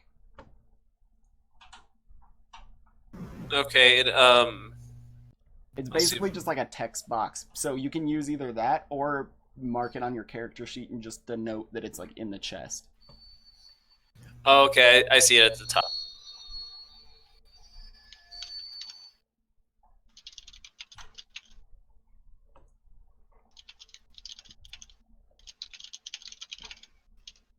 So, Chase, did you say about going up and visiting the church? Just after we go talk to sister at the mansion, we might want to jump up there and see what's going on before we take her somewhere else.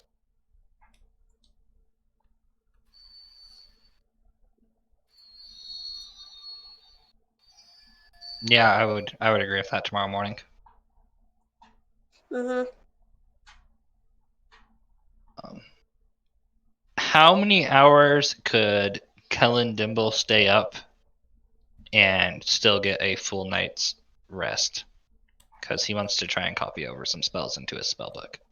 Well, if you guys are gonna head to Irina's mansion first, like that would be midday. So I would say you get like 6 hours of copying in.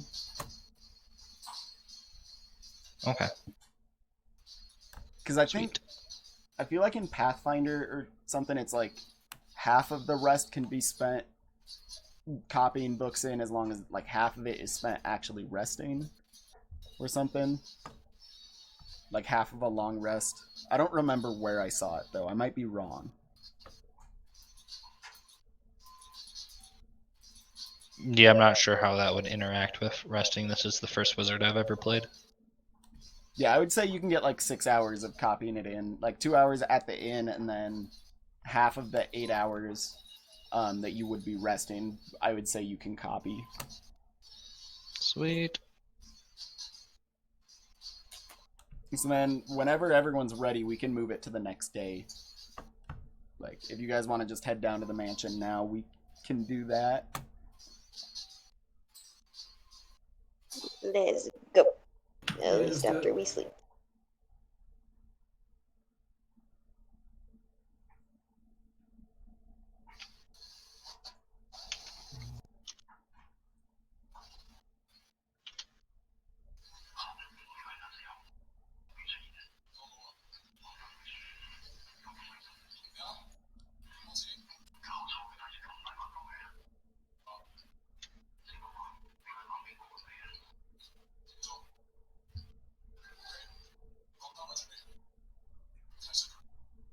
Alright, so as you guys approach the mansion, you can see a weary-looking mansion squats behind a rusty iron...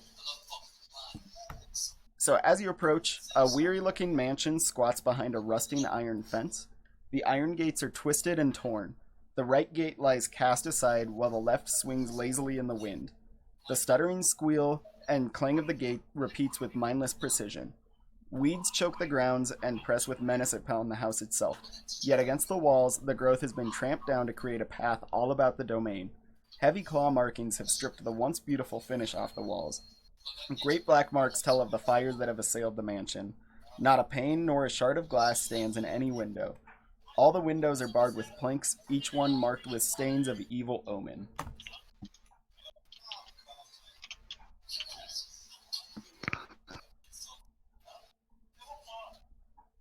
I guess we head in. Let's go. So, Let's go. as you approach, Irina herself opens the door and invites you guys inside. You can see the interior of the mansion is well furnished, yet the fixtures show signs of great wear. Noticeable oddities are the boarded up windows and the presence of holy symbols in every room. The burgomaster is in a side drawing room on the floor, lying in a simple wooden coffin surrounded by wilting flowers and a faint odor of decay.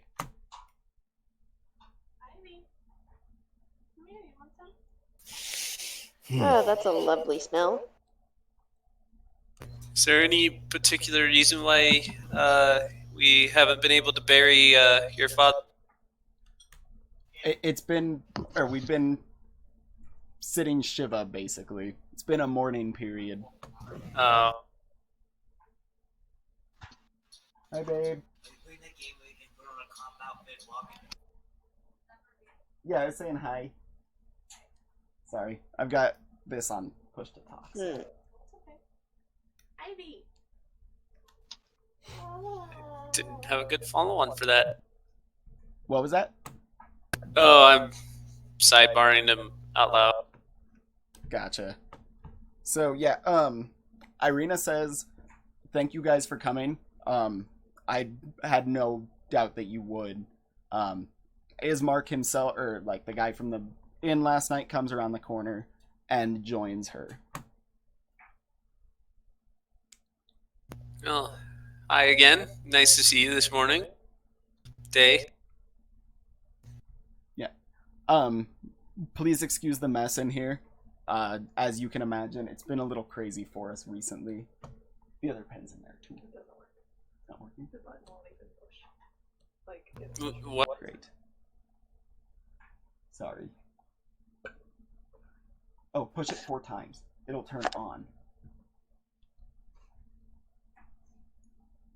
I wonder if it's like on my end where my thing's cutting out, because I only please excuse the mess and then it cut out.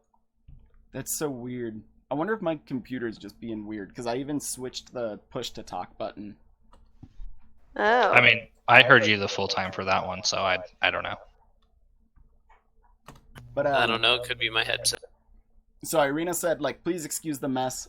As you can imagine, it's been crazy around here. Between Strahd attacking, and then my father passed away when he assaulted the mansion the last time.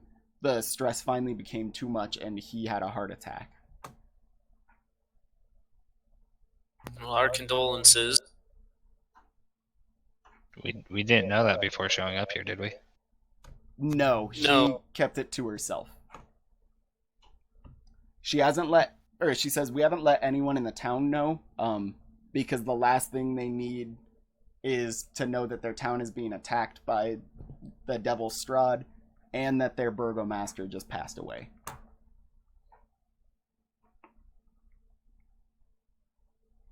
Well, your secret should be safe with us. I mean, nobody would probably believe us anyway if we. She says you were probably do we right. know? Do we know how long ago her father died? It was on the night that she was last bitten, which would at this point be 3 nights ago.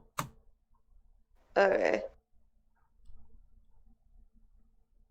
So Irina invites you further in, into like a parlor where like she has you guys all sit and you're all sitting there talking. She says, "You, like I said yesterday, you're the first adventurers to leave Death House alive. There has to be something special about you. Will you guys help us rid this land of the evil Strahd?" I mean, I think we'll do our best. From what you said yesterday, though, it seems like a lot of adventurers have tried, and it's gotten you a graveyard worth of people. You have my warhammer. I need to stop. Another Lord of the Rings thing. Yep. I don't know why, but that's just the theme. I mean, I don't know Dragonborn very well, but I'm pretty sure that's a pretty big deal. So, yeah, I think we're all in. Yeah. Uh-huh. I accept. She says, "Well, I'm glad to hear that. I know you said that a lot, or like that you were kind of hesitant, saying a lot of adventurers have tried, from what you've heard. But I have things that I think would make this time different. Your power alone was enough to get you out of that death house. That has to mean something. But I know of at least 3 tools in this land that can be helpful against Strahd. I just don't know where they're at." Well, do tell what the weapons are. I don't know much about them, but I've heard there's a sword that makes its own sunlight, and a very special holy symbol that Strahd is terrified of. Like I said, that's the extent I know of those 2. The third is a book written by Strahd himself. It apparently tells the story of how he became a vampire, and might have some clue as to how to defeat him. And you don't know any more on any 3 of those? You just rumor through the grapevine? Yeah, and honestly, I don't even know if it is true. My father began doing research after I was bitten the first time, and he came to me the night that he died and told me this, but that was all that he was able to divulge. He himself hadn't learned that much, and I don't know where he got the information from. Alright, Fair enough. Do you have any idea why you might be resisting a little bit? Like, do you follow a different god than most people around here, or? I I honestly, mean, I don't. I don't know what Strahd sees in me, why he has singled me out. But I do know almost everybody else turns the first time that they're bitten. I don't know why I've made it even to the or past the first bite, but now I've made it through two. She's like, I don't feel any different. I'm just a lot more tired than I used to be.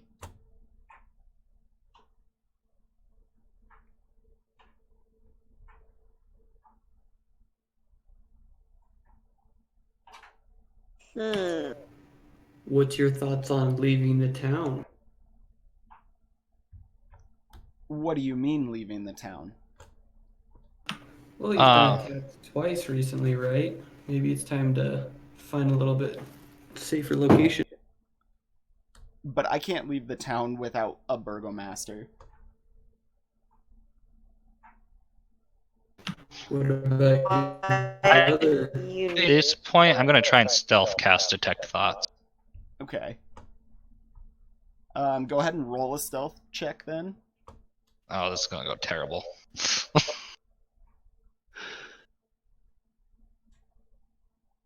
At this point, like after she said that she can't leave the town without a burgomaster, Ismark himself begins to step in and says, well, you know that I could always lead the town. Dylan, that is a high enough stealth check to succeed. Sweet. Nice.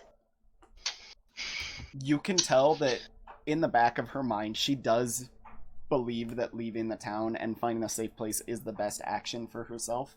But she's just really worried about what that would do to this town, losing not only the burgomaster, but also his daughter. But then again, she realizes that if she leaves, the attacks on this town should stop. Okay. Awesome.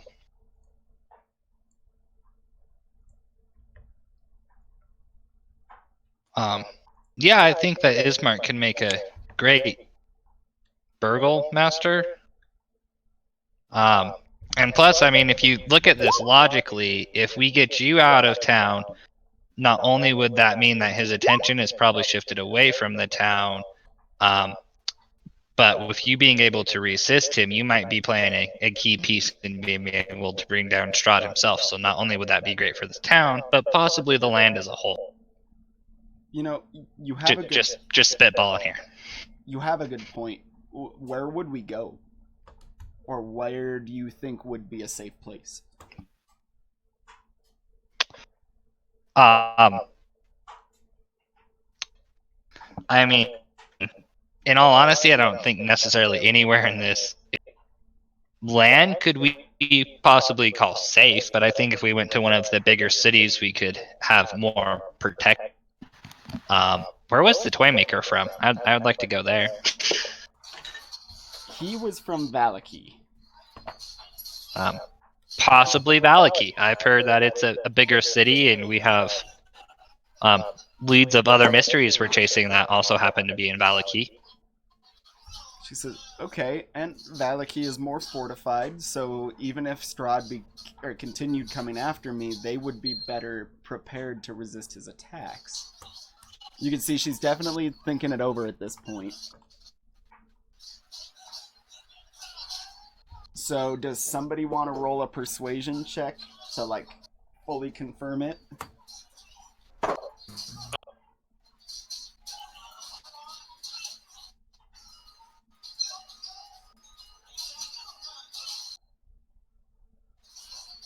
Yeah, man. Ooh. Ooh. And that is enough Ooh. to convince her. What do you say, Aravan? I say join us and we can try to save you and save the land and during the process and get you to maybe less bloody pastures. She says, okay, I'll go with you guys if you will promise to take me to Vallaki. She looks at Ismark and says, and you're willing to lead this land, or to be the leader that this town needs, and he agrees. So she turns back and says, well, I'm ready to leave with you guys whenever, but I would like to bury my father first. Will you help take him to the church? I think we were planning on that the being least our we next can stop do. anyways, so Yeah, we definitely. would be more than willing. Yeah, we'd be glad to help. It's the least we could do. Okay. So she thanks you guys for that.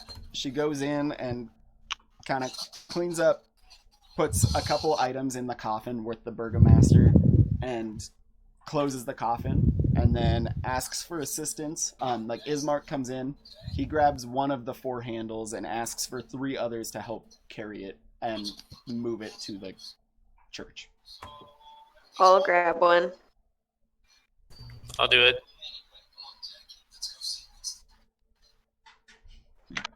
Dougie's like not tall enough to do it. Yeah, I'm a gnome. That would look not great, and Yeah, I'm also not strong, so I don't have high confidence able to carry it. Yeah. Actually, roughly an hour, I could float it there on a magical disc. Nice. Just saying. Yeah, it doesn't require any checks or anything. It's more just flavor text. So we'll just say you guys have the coffin with you. Ismark and Irina are following the party as well, and you guys can head up to the church.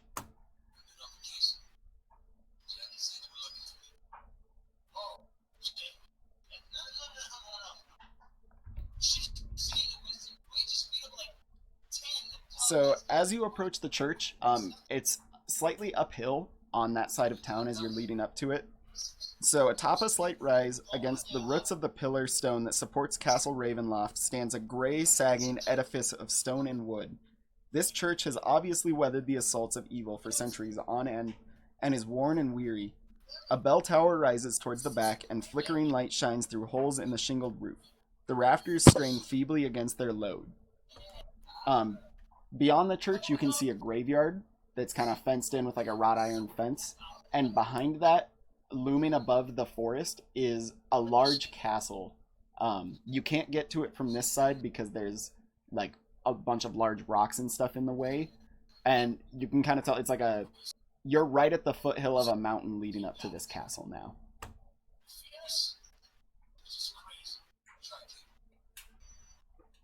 Alright.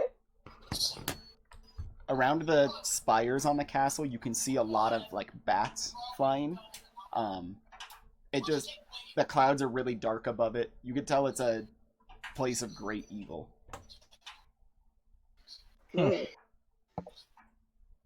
Well, at least he makes himself known. Yeah, no hiding his game. Alright, so are you guys gonna approach the doors at the church? So we unload the coffin and head into the church. Yep. Give them some time with their father. Yeah. Okay, give me 1 sec. I'm gonna move you guys to another map in just a second.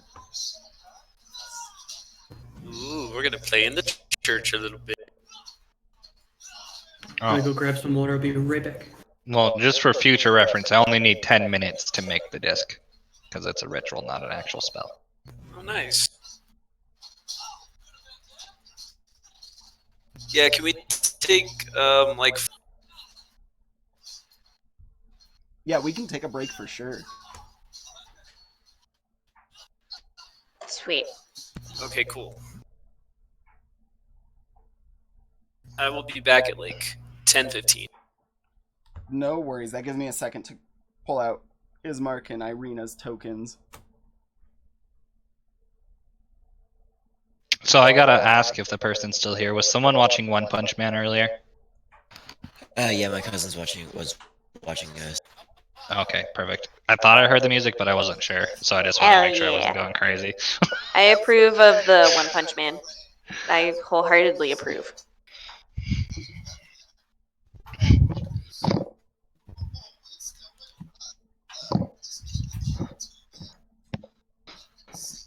Was he disappointed at the ending of season 2? Because I kind of was. Not because it was a bad ending, just because I wanted more.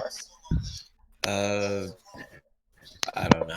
Yeah, what did you think of season 2? One Punch Man? Yeah.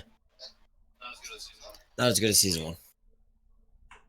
Season 1 was definitely better, It's slower. but less I happens in the animation. He said it's slower, less stuff happens, and the animation's worse. yeah.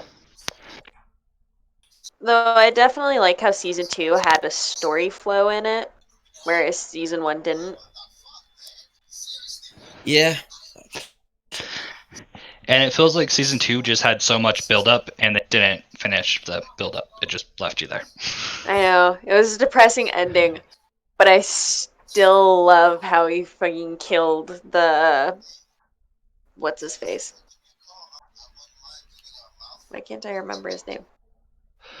King Centipede. Yeah. I don't know why that scene, I replayed that so many times. It was so fucking cool. Has anyone here seen Fire Force?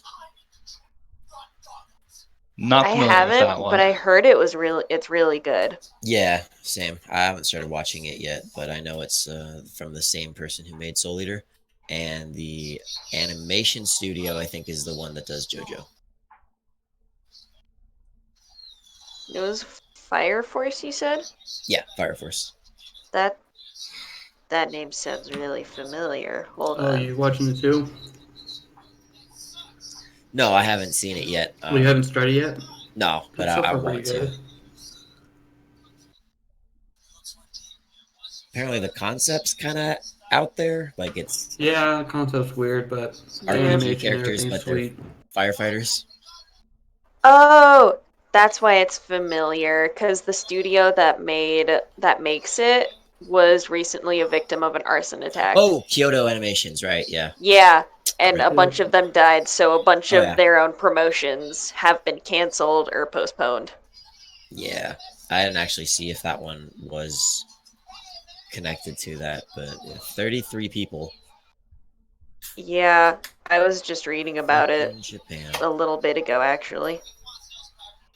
And it's shitty because, like, a lot of it, I'm assuming, is just from the fact that uh, Japanese culture, even with the fire going off, they might not have believed it was that big of an issue until it was too late because Yeah. of the overwork,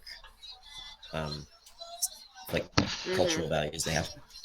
Yeah. So, the studio that's producing a manga slash anime about RPG firefighters got arsoned and it Yeah. killed a bunch of people.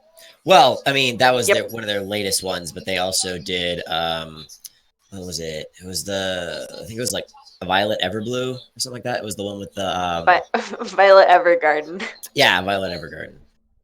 My That younger I love that younger series. cousin watches it, but I haven't seen it. I like that series. It looks a little It too, hurts, yeah, but it's good. that kind of bit for me. So is that the definition of irony? Yeah. Close. It's irony right there. Just like Damn. Assassination Classroom.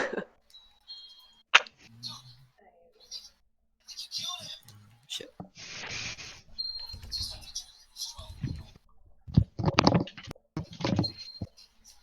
So, did it move the map for you guys? Are you on the church map now?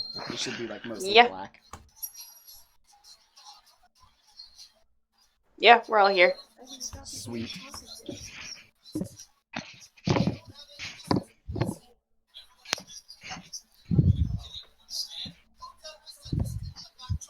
So what's the location we want to take them to? It's Valky. Yeah, we're going to the town Valky soon.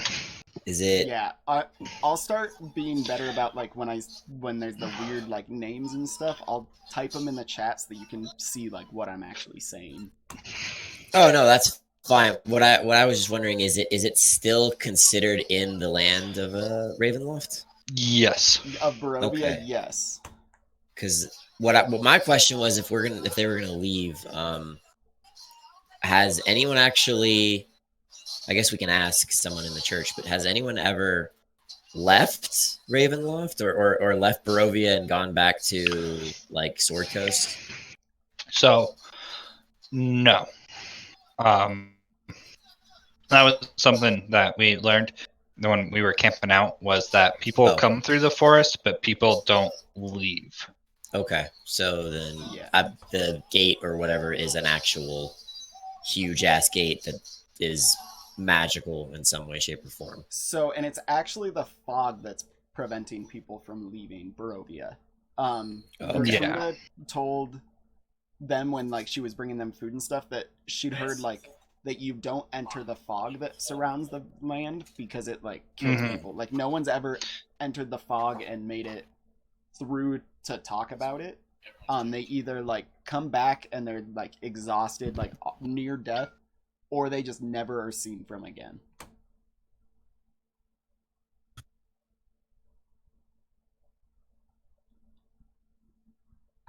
From, I guess there's no proof that nobody's made it out of Barovia by going through the fog, but from what they've heard from the people who have made it back is that it's like you get so confused and lost in there that there's no way anyone could make it through.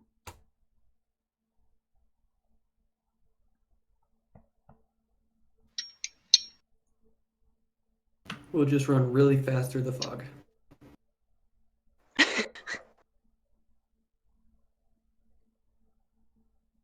I'm sure no one's tried that before, so we'll just Dougie up with a really long leash and see what happens. When Mark gets back, that would be a question worth asking, is Mark and Irina at some point.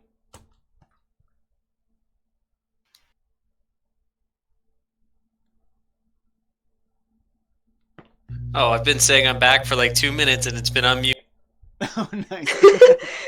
Good job. So we'll just say then, because he's probably heard that, if you guys ask Ismark and Irina about like leaving Barovia, they will tell you the only people that have left and come back are the Vistani.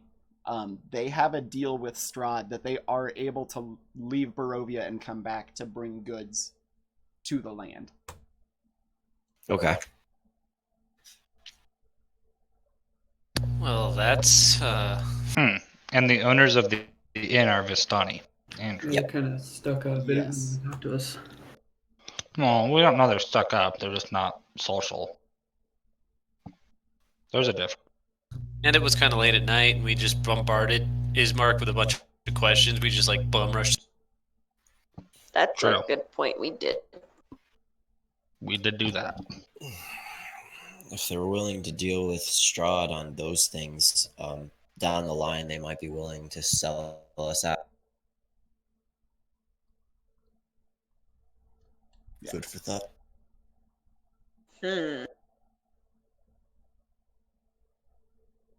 Alright, so if you guys are all good, we'll just say you guys are at the inn, or the church now. You set the coffin down outside, and Irina says, well, I guess we should go inside and find Donovich. Maybe he can give us a quick burial ceremony.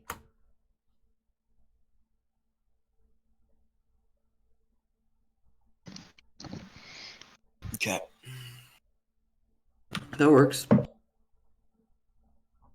So if you guys want, you can move inside. Is it just the whole thing opens? All right. Yeah, those front two doors there.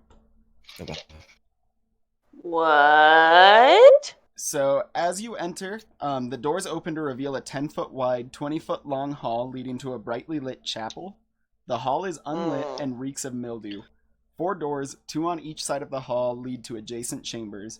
You can see that the chapel is strewn with debris, and you hear a soft voice from within reciting a prayer. Suddenly, the prayer is blotted out by an inhuman scream that rises up from beneath the floor. Cool. Oh, God.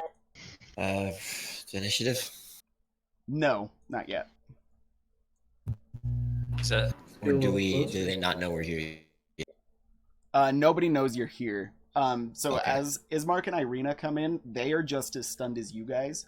They didn't realize that since the church had shut down, it had fallen into such a state of disrepair and had been like destroyed so badly on the inside. If there's something screaming right now, if we make a stealth check, do we get a benefits making? Yeah, if you guys want to, go ahead and make a stealth check. I mean, I have disadvantage currently. Yeah, and the screams came up from underneath the floor too. Oh, for disadvantage, that's not bad. Not at all. I'll take it.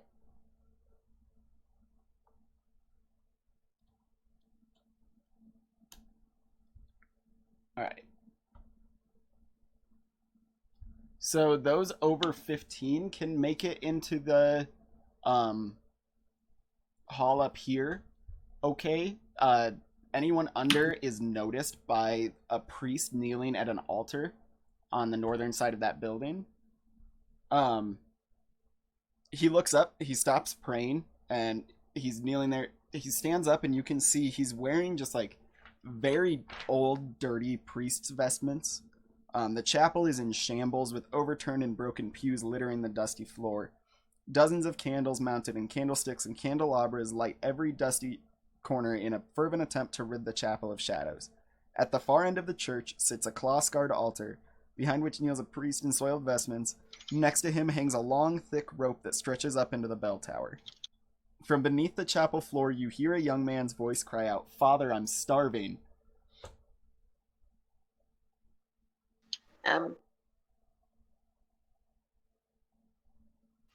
Did the priest have two sons?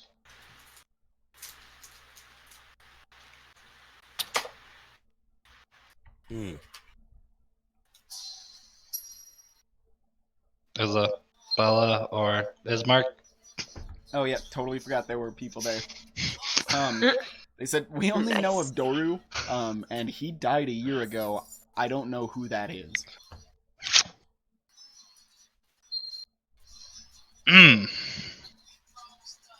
That's unnerving. That's very disturbing. Yeah, so the priest looks up, and he does see Dougie and Aravan. At that moment, He also Irina, sees Kellen. Yeah. Irina and Ismark also step out, and he recognizes them. He says, "I haven't seen you here in so long. I'm sorry that we haven't had mass." He's like, "I've been going through some things."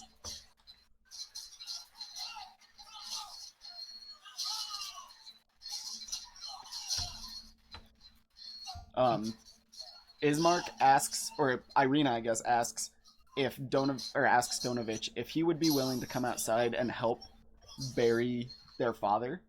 And he obviously is shocked that the burgomaster is dead and asks if it was Strahd. They tell him that it happened during one of his attacks, but it was a heart attack as a result of it. All this while, you can still hear the screaming coming up from the basement. Sometimes it's just like feral screams. Other times it's a voice asking for food.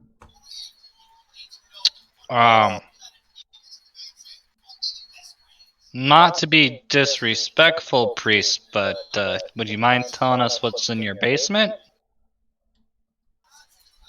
He says, "What basement?" He's obviously trying to hide the screams and doing a very bad job at it. Kellen's gonna stealth cast detect thoughts again.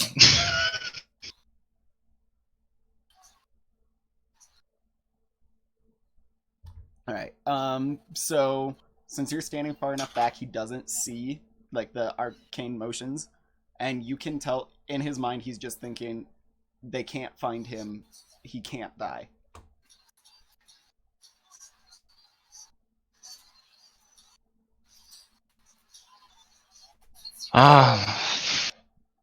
Okay, I'll take a different route. Can you tell me what you did to your son that is obviously locked away in your basement?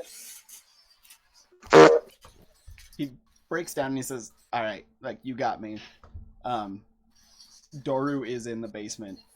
He didn't die in the attack on Strahd's castle." As Irina and Ismark are looking at him with like scrutiny, he says, he came back to me a couple nights later in the middle of the night, begging at my window to be let inside, and I made the mistake of doing so. Mistake? Were you bitten that night? No, I was able to lock Doru up, but I can't bring myself to get rid of him now. I keep having hope that maybe there will be a cure, but I'm starting to lose that faith. All I can do now is pray to the Morning Lord that maybe he will save my son. Oof. What are the fortifications? What do you mean, fortifications? For keeping him locked away. Well, I've got him in the Undercroft. He hasn't fed, so he is weaker than normal. And I've got a large iron chain on the padlock, or on the trapdoor. It's kept him there for a year now, so it's been doing decent. Does he feed on humans, livestock? I haven't let him feed. Since coming back? No. Was he a servant or like turned vampire had partaken of the blood? He's a vampire spawn. Strahd does have control over him, but in his weakened state has since kind of given up. There are still nights that you can tell, like, that the vampire is doing something to him. You can hear the sounds he makes and the things he says, but nothing has caused him to break out yet.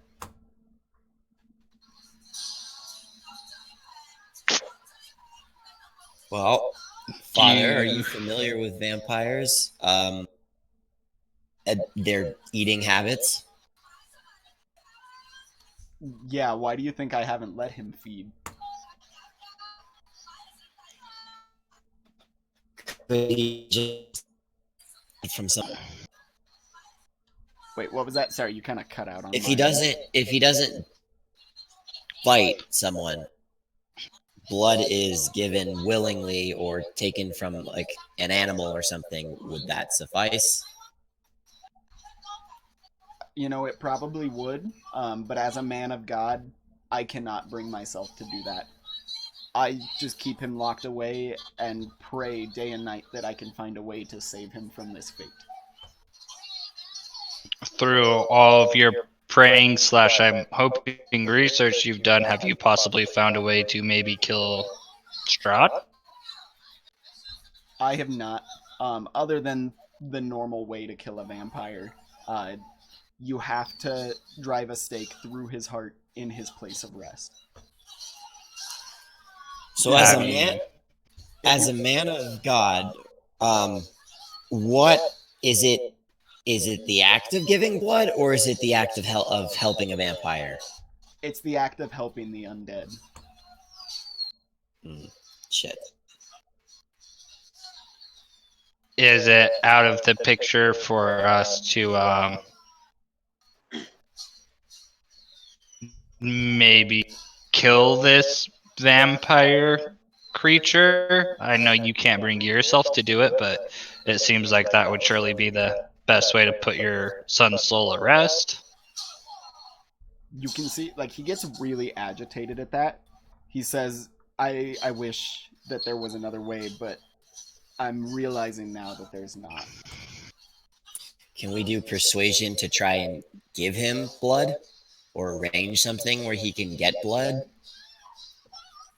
Not from biting, but just enough to maybe not make him as feral? I mean, he's if gonna be he's weak feral from no matter what. feeding him also might make him stronger and allow him to break out. Yeah, I'm not down for the feeding. I'm Yeah. more down for the killing.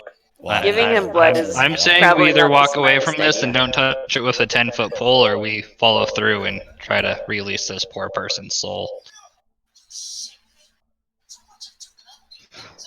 While we go over these tough decisions in front of us, Father, have you possibly heard any rumors of a sword that can create its own sunlight, or possibly a holy symbol that Strahd is definitely afraid of? Or I know I nothing. already forgot what our third option was. I know But Look, he, nothing of the sword you speak, but I've heard of the holy symbol of Ravenovia. More than we had on it before. Could you possibly inform us more of this? Or, sorry, the holy symbol of Ravenkind. I misspoke. He says, all I know is it's a silver necklace that seems to have some power over the devil.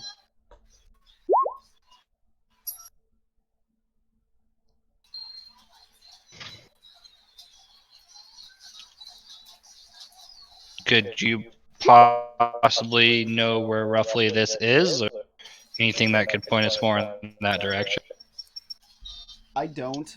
It honestly has not been heard from or heard of in at least 100 years. I've only heard of it told in legends and in books. Nobody's seen it for a very long time.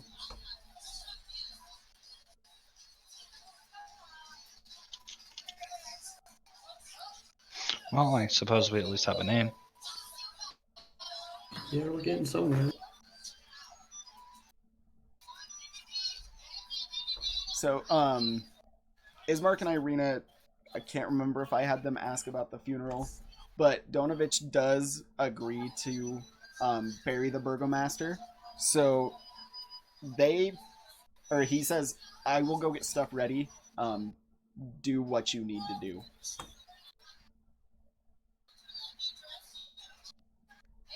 Well, I guess time is of the essence in a way.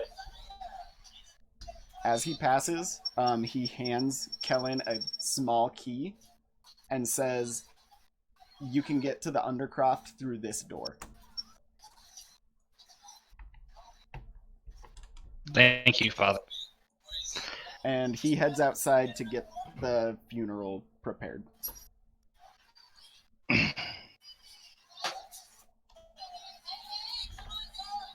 well, I don't want to leave the poor boy to suffer. The only option truly is to kill him. Yeah, I don't want to let him get out. Don't think I could leave in good conscience with him still being alive. Me neither. Well, let's go then. So Irina and Ismark say they are going to go help Donovich as well. After what they've been through, they can't go fight this vampire spawn with you. I don't blame them.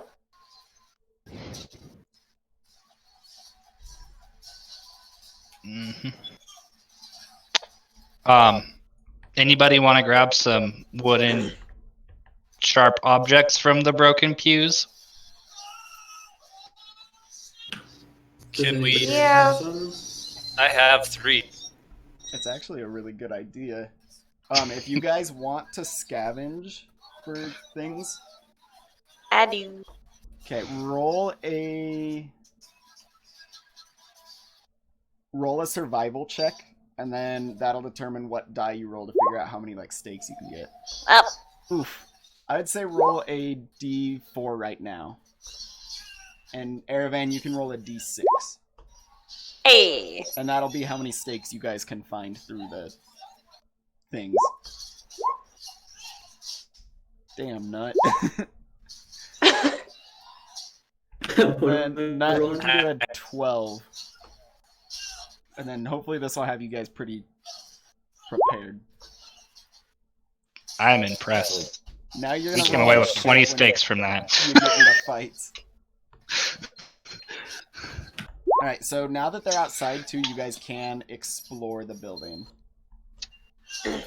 Dougie, by the time you got there, there was just like splinters of wood left over.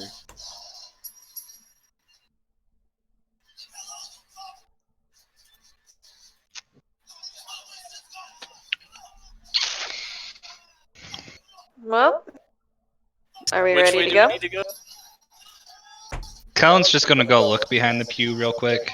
Through this And- door. So that's the door that the trapdoor to the basement is in, but you guys can explore all over the place too. You go check out the altar. You can't see that much other than there are a lot of claw marks on it. Yeah, that's about it. Mm. You can see, like, obviously there's a cross on it, and holy symbols all over Yeah. the place. Dougie, if you go into that room that you were just in, that is the office. An old desk and chair stand against the south wall, a wooden holy symbol mounted above them, a sunburst. A 10-foot-long iron rod attached to the north wall stands bare, suggesting a tapestry once hung there. Against the far Can I wall do a stands a wooden perception? cabinet with 4 tall doors. Can I do a perception check? Yeah, go for it.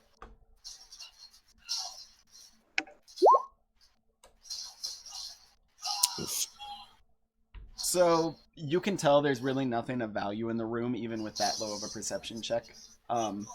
This priest, like, the church is very humble. There's nothing really special other than, like, that wooden holy symbol is kind of interesting.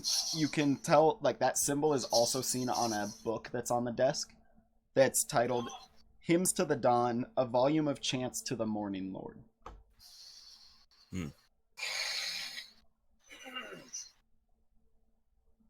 Should we maybe like take that book with us?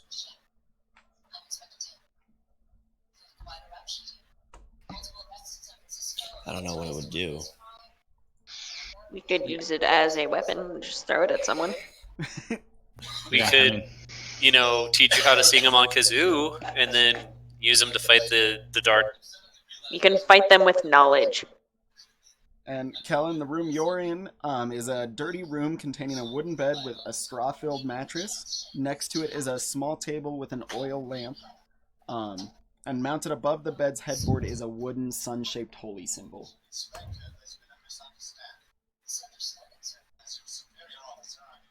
Okay.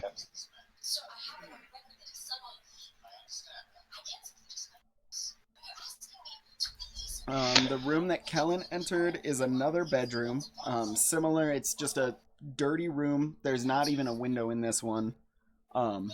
There's just a small wooden bed with a straw-filled mattress and another sun-shaped holy symbol hanging on the wall. Take it this is the entrance to the undercroft. Yeah, there's a trapdoor in that corner. So that room, there's time and neglect have punched holes in the ceiling of this moldy room, which contains a few broken roof shingles amid puddles of water. In one corner, set into the floor, is a heavy wooden trapdoor held shut with a chain and a padlock. A young man's screams of anguish can be heard through the door. Does it sound like he's right next to the door? No, it's slightly quieter here. You can tell he was kind of, like, closer to under the altar. Alright. Kellen, who would like the key? Because I'd rather not be the person that opens the door and goes down first. I'll go first. Okay, and I will drag you guys to get onto that map real quick. What is going to be the order? It's going to be Stanix. I'll fall second. I guess I'll go third. I'll stay in the back. That would make Cullen fourth then.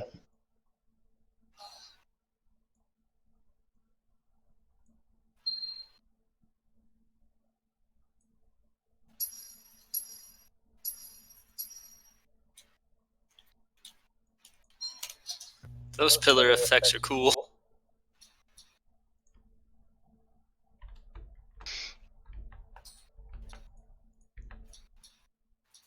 Alright, so as you enter the basement, the church's undercroft has rough-hewn walls and a floor made of damp clay and earth. Rotting wooden pillars strain under the weight of the wooden ceiling. Candlelight from the chapel above slips through the cracks, allowing you to glimpse a gaunt shape in the dark corner. All right. Before we go any further, what are the rules on fighting vampire spawn? Specifically with the stakes, do we have to have a one-handed weapon and like the stake in our free hand? So Do we the make a stake check? is more of a way after you defeat the vampire to Just to drive ensure it it's through dead? the heart. Yeah. Okay. Hmm. And there's no check? No, it's gonna be like solely a thing for after combat, kind of. Gotcha. Just to prevent them from coming back up. So as you enter, you can still hear the screams coming from the northwest corner. You can see a gaunt shape over there turn and look at you guys.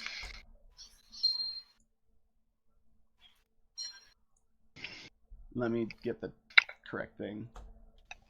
Can I ready my short sword? So you see Doru in the corner. He's very gaunt. He's extremely pale. His eyes are just crazy. That's nice. And he turns and looks at you guys, and he hisses and screams, "I can smell your blood!" And roll initiative. I smell you.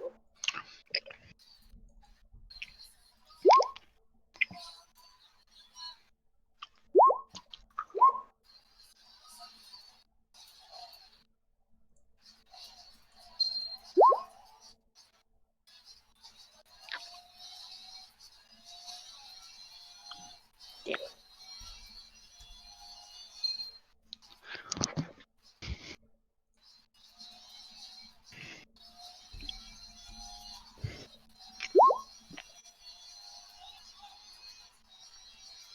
All right. Let's see who's going I first. said I was going to go second, but apparently I'll go last. So Nut is up first.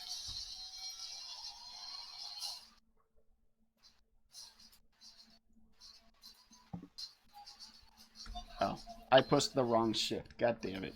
Nut is up first. Let's see. I'm gonna move a little bit closer.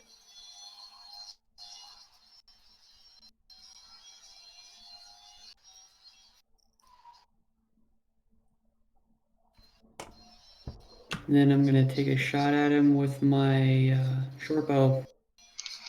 All right. Will be with advantage with assassinate. Yes, it would, because it has not taken an action. That misses. Dang. Kellen, you're up. All right. Kellen is going to cast Firebolt.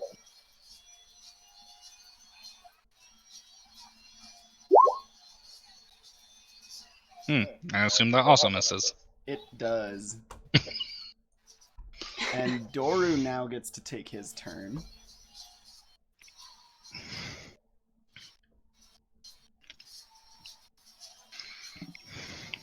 He Just back away slowly. he is going to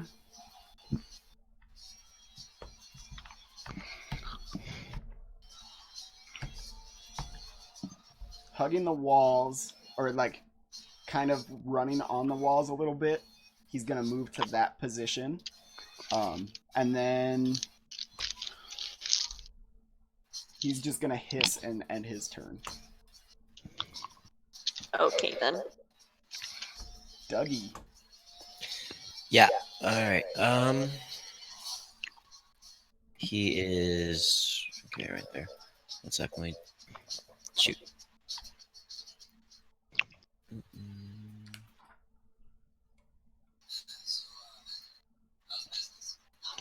Let me see my sheet real quick because I've never actually used magic, so.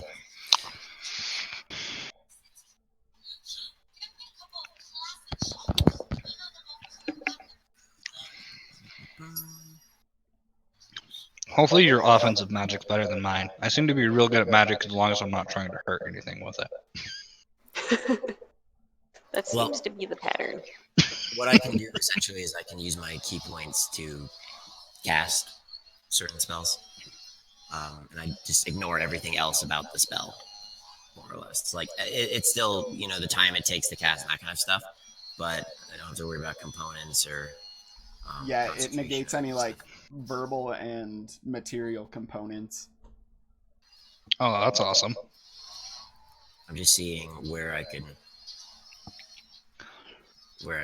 put it from that won't hurt anyone. I think if I go there, so I guess I'll go here. With the column there, would I still be able to hit him with burning hands? Because it's a 15-foot cone, right? Because I can draw a direct line of sight to him.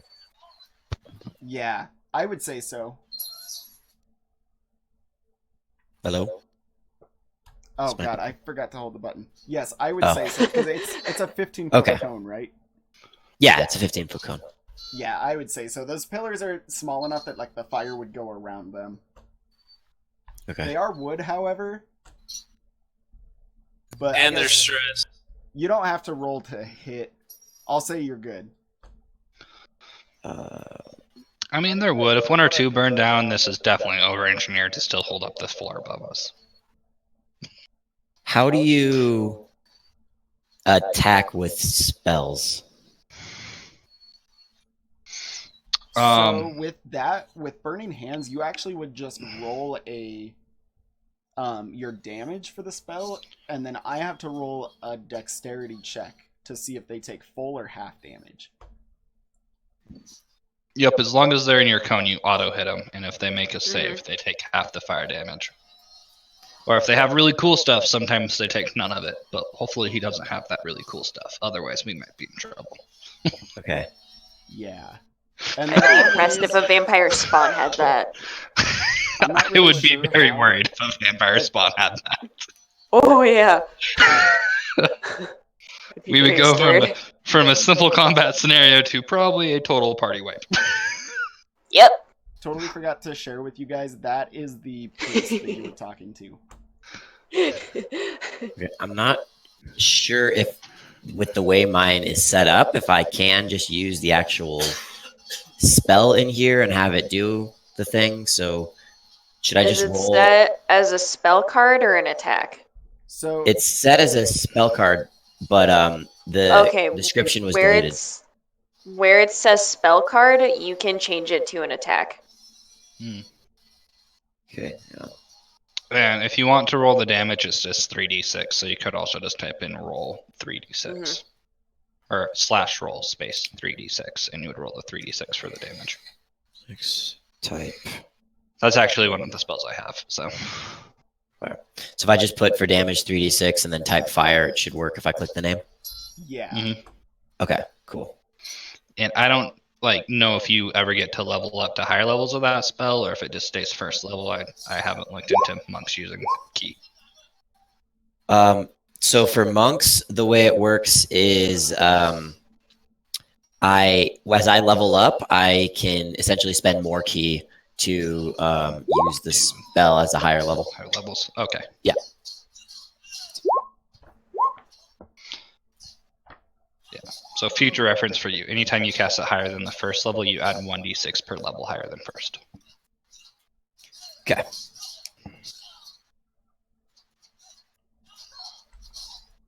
Do you know what your spell save DC is?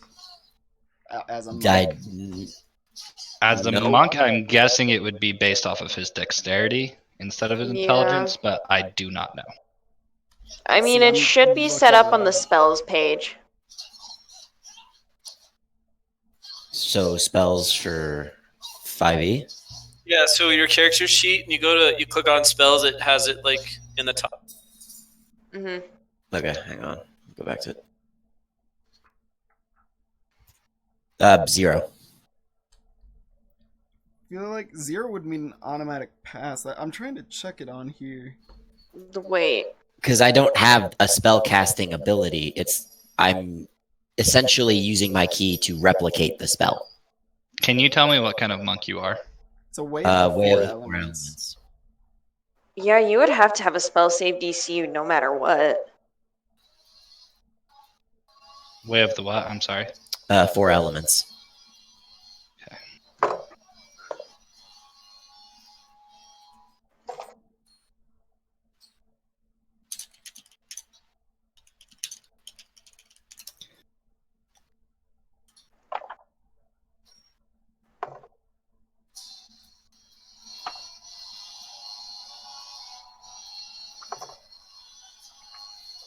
I mean, I know this in this case, I'm gonna fail, so it's definitely gonna take the full 15 damage. Damn. And we can move to Stanex, and I'll keep checking on this real quick. Okay. I'm gonna. Oops. I'm gonna move to right here, and then fire my heavy crossbow at it. Okay. That's gonna miss. Yeah, that misses, unfortunately. And Aravan is up.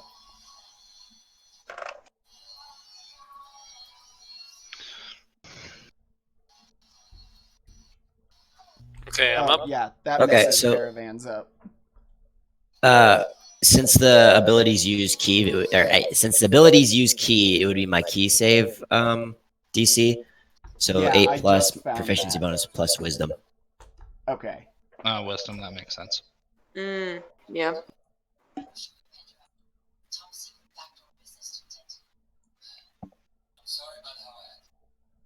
Okay, so can I go ahead and cast my Hunter's Mark on, gosh, I forgot his name already. Doru? Yeah, go for Yeah. Okay, and then I will attempt to attack with crossbow. it. Okay.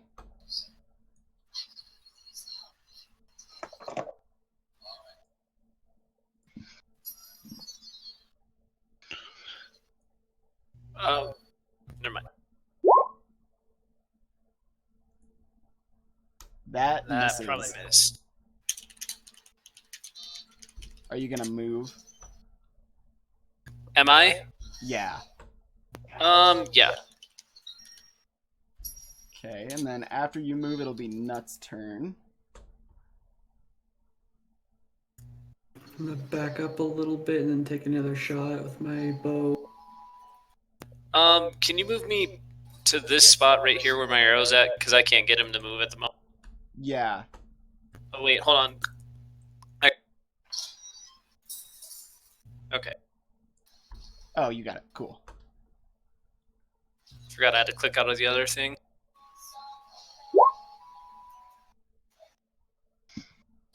Ooh, that's a critical. Yeah, buddy.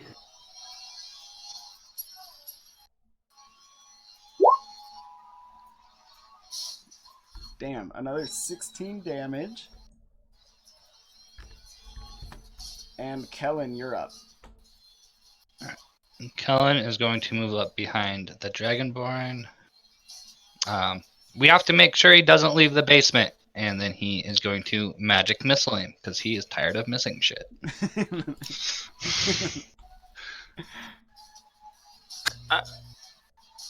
I'm the only one that gets the Hunter's Mark advantage, right? Like, if I hit, then it gets the extra d6, right? Yes. Okay. I think so. I'll double check that.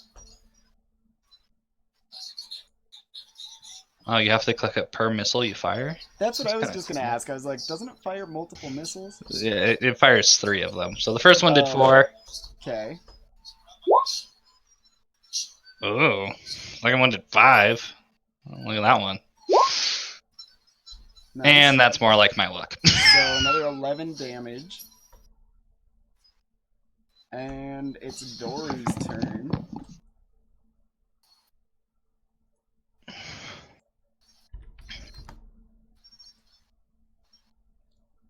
Doru is going to run forward at Nut. And he's going to take a swipe with his claws.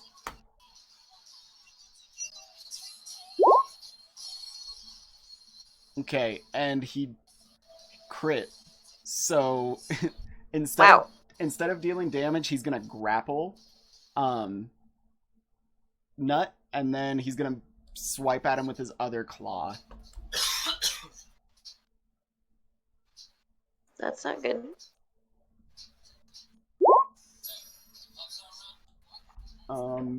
Let me double check what the negative is for grapple.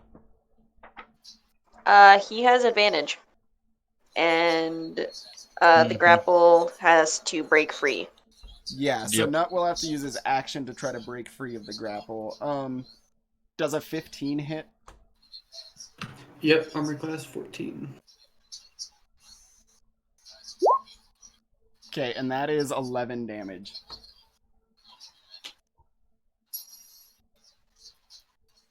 And Dougie, it's your turn.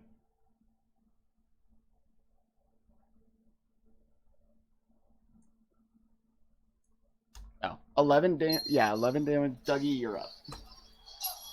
Okay. Is he? Can we tell if he's bloodied? No. He's We not. can't tell. Oh, He's okay. not. Gotcha. Yeah, I realized that. I was like, that was really unclear. Hmm. I mean, he probably looks more than halfway dead anyway, so, you know, who knows? He's grappling right now. Hmm.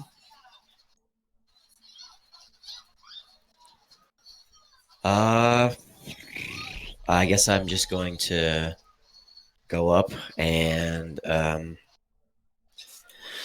attack him with my quarterstaff. Okay.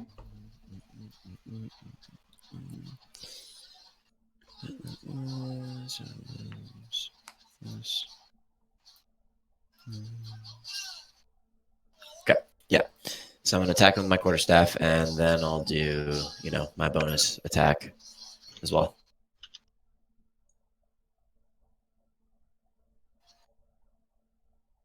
Sounds good.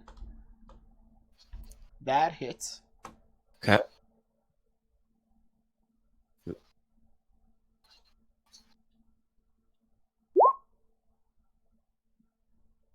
And then All right, and you can tell that with Bloodied that him? hit, since he's up close, he did not take as much damage.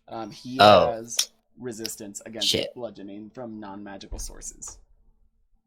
Gotcha. Okay, well, I'm still going to make my unarmed. And that hits as well.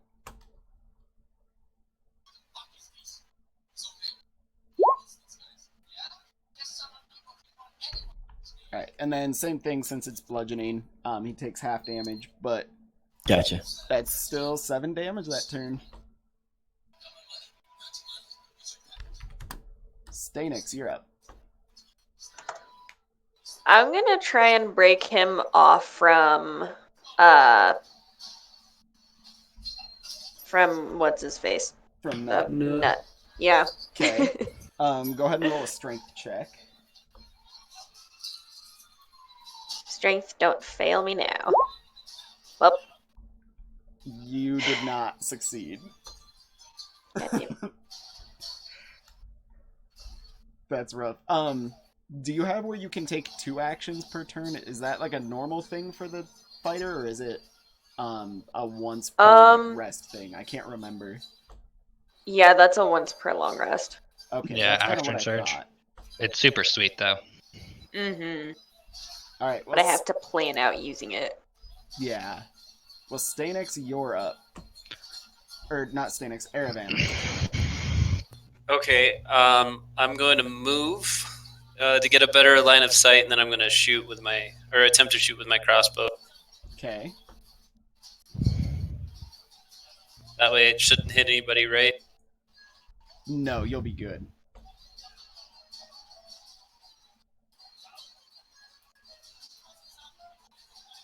Sorry, I have to find where I put it.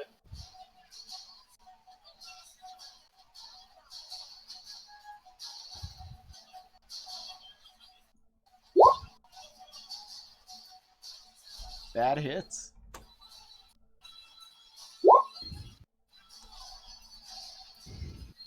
Oh, and then since it hits, that gets the 100 mark too, right? For the D6? Yeah, yep.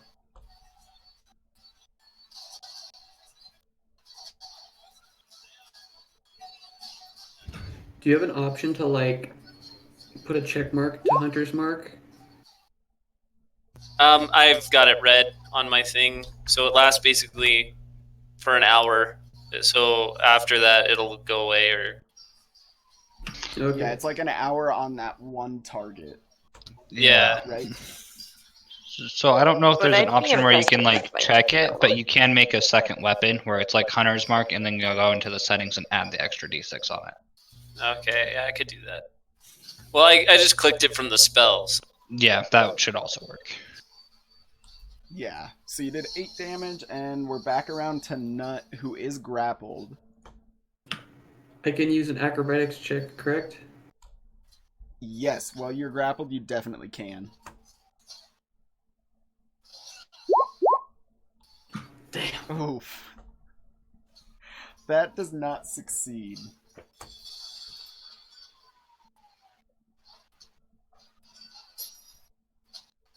So it's now Kellen's turn.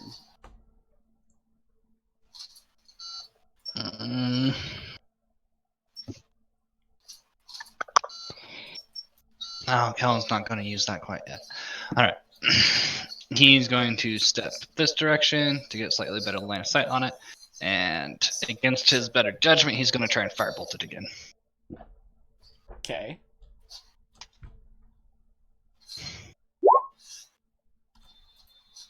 Ooh, that hits for sure. Ew.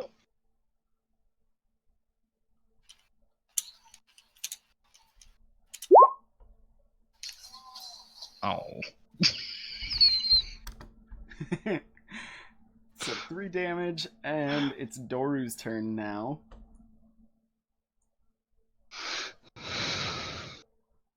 Doru is going to drag Nut with him. Hmm. I mean, you can't go very far. No. So they're gonna move, and since they are moving and would provoke attacks of opportunity, I'll give you guys the option to either attack with like a -2 penalty since he's holding Nut, or you can make a check to try and break the grapple as they're moving past. I'm gonna make a check. Okay. And that breaks it. So Doru Hell leaves yeah. Nut and continues moving.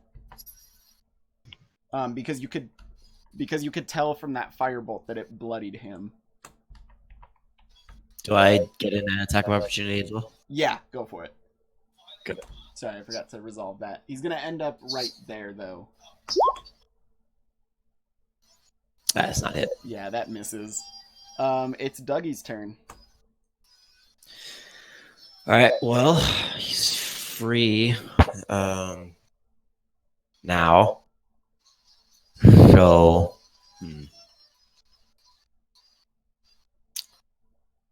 What's Chase at for HP? I'm at 13 of 24. Okay. All right. So that's accurate. Okay. Yep. Well, I'll move up here, or here, I guess, using diagonal, so I don't go through his threat space twice. So that Yeah, I'm well, in you front can of. actually move through the threat space in 5e. It's just you can't leave a threatened area without provoking an attack. Oh. Okay. Well, before I finish my move, first of all, what's his size? Is his size normal? Yeah, he's medium. Medium? Okay. And then the other thing is there any rules for flanking in 5e? I believe it's you get advantage. Okay. So, Nut, if you want, I can get on the other side of him because I can go through him, and then you, on your turn, you can get advantage on your swing. Yeah, and I'll get sneak attack damage because of that. Yeah, let's do that. All right. So I'm going to go back here. And then I will hit him with my standard attack, and then I'm going to pop a key point, or one of my key, so that I have dodge activated. Oh, cool. Yep. So he should have disadvantage on hitting me, right? Yes, I'm pretty sure that's how that works. Yep. That hits. Nice. Alright, so 3 3 damage. damage. Okay. All right. And then, was your bonus action using that key point, or do you still get that attack? No, yeah, my bonus action was using the key point, so I now have dodge until Okay, cool. So then it is Stanix's turn. Yay. I'm gonna run up over here and bash him. Nice. Hit. I'll take what I can get. Alright, Aravan, you're up. All right, I'm gonna move and then shoot with my crossbow.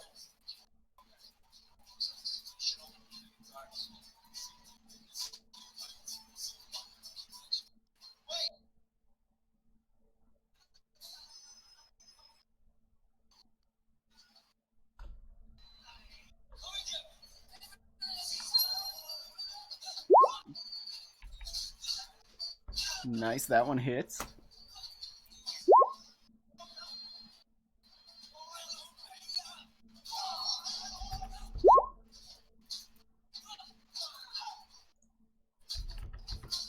Alright, and Nut is up. I'm gonna take a step back and then shoot him with my bow.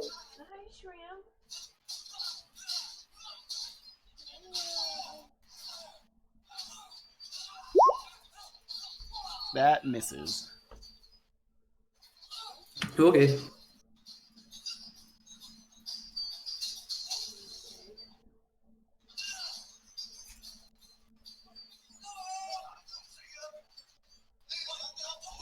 Kellen, you're up. Yeah. We'll go get Taco Bell. That hits. Go get Taco Bell. Alright, on Doru's turn, he is going to attempt to swing with his claws at Stanix.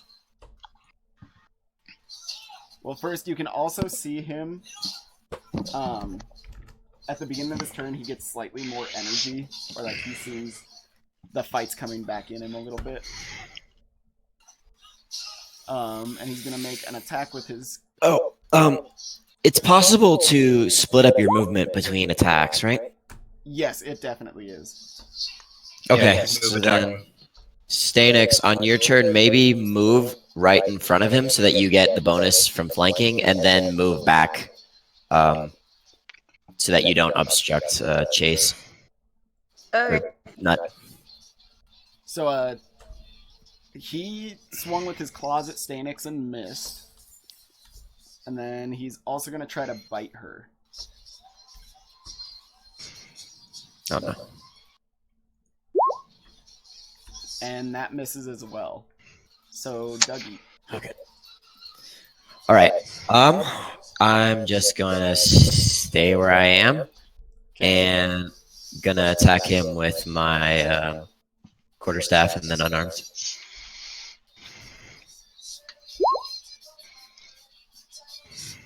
Hit. Rip. And then unarmed.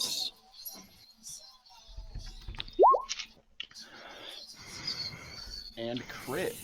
Nice. Well, I mean, it's bludgeon, so True, but still. yeah, okay.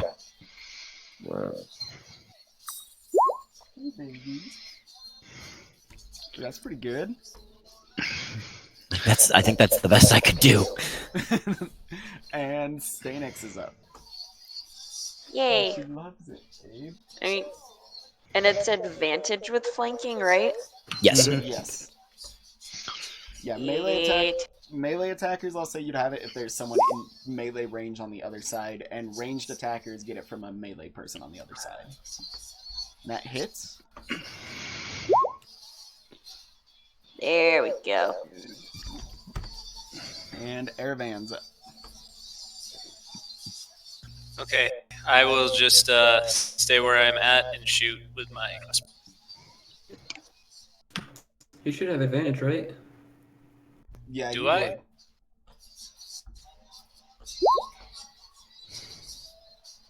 That Oh, Don't hits. even. not that I needed it. Well, you could roll again because it might be critical. You never know. That is true. That's a very good point.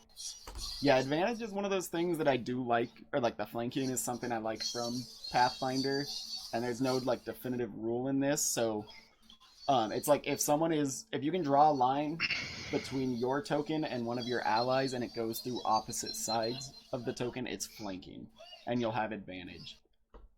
So not that you have to do it this way, but most 5e DMs I know do it, but they also give it to their monsters, so it's kind of a double-edged sword. Oh yeah, that I'm definitely gonna give it to monsters too, because that's how Pathfinder is as well.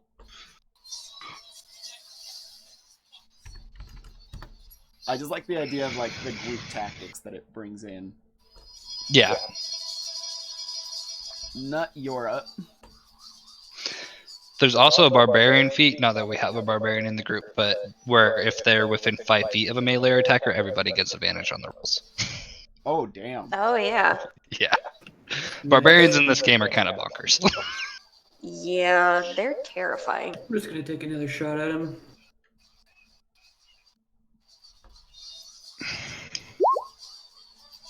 Ooh. Critical Oh. again. This is like the opposite of last session. You guys rolled so many ones.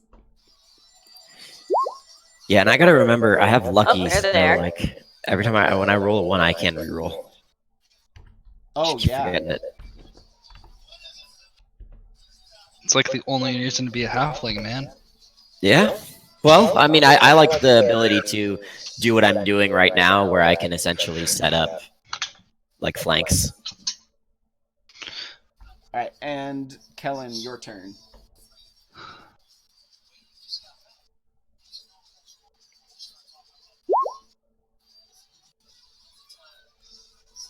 Ooh, hit.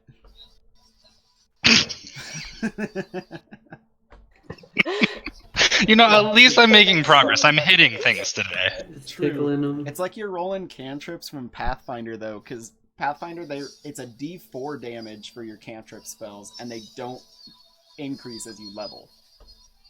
Oh, that's rough. Stupid. It's really rough. They're like basically garbage past first level. Now it's Doru's turn.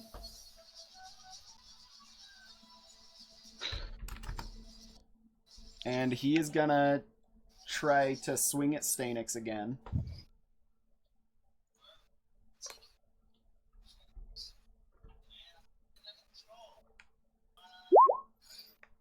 And it definitely hits, but he's gonna grapple instead, and then he's going to attempt to bite her with advantage.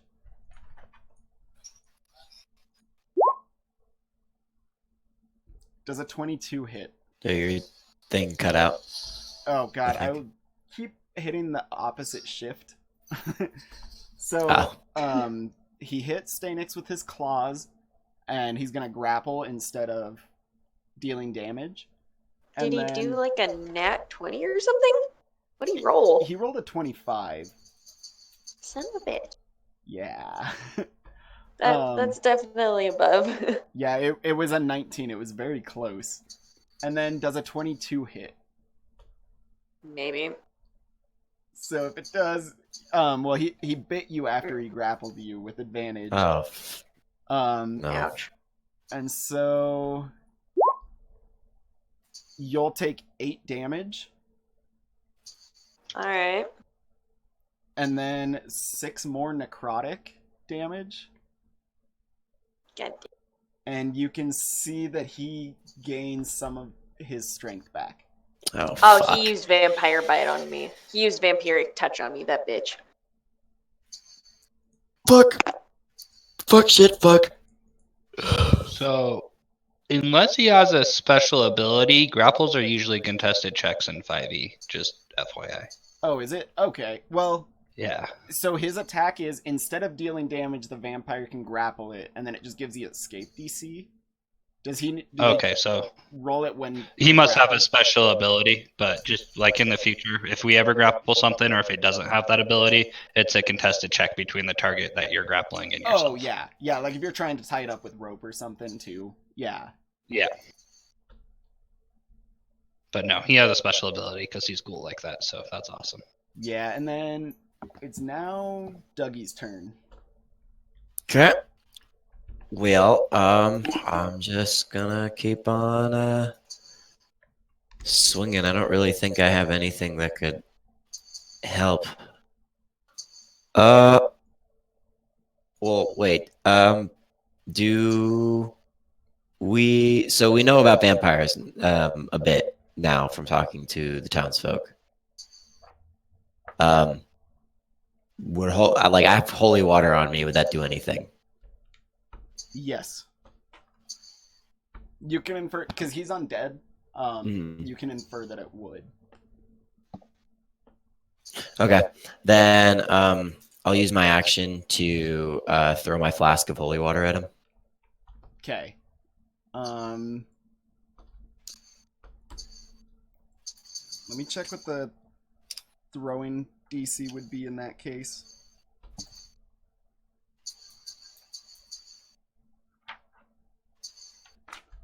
I guess it would just be make a ranged attack, which would be like, I guess, a dexterity check in this case. Okay, so just do a dex check. Yeah. Well, Oof. oh wait, I can reroll it. Well, with a nat 1, you missed, unfortunately. Well, I can reroll it. Oh, yeah, you can. You're right, you're a halfling. Okay, well, that hits. And you can see it burns his skin. He takes damage because of it. And then, I guess that would be your action. Yeah. But it does 10 damage. Okay, nice. Now it is Stanix's turn. I'm gonna try to break free. Okay.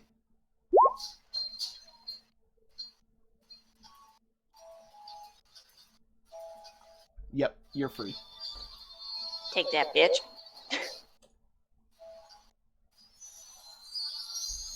And then Erevan, your turn. Unless Stanix, you wanna like move or anything. No, I'm just gonna stand there and glare at him. Cool. All right, I'm gonna continue with my course of act.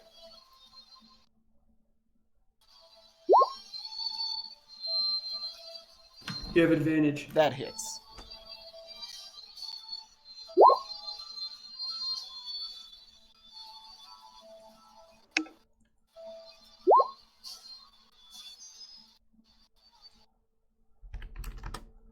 Alright, and Nut, your turn. You can tell that he is almost dead. I'm also just going to take another shot at him.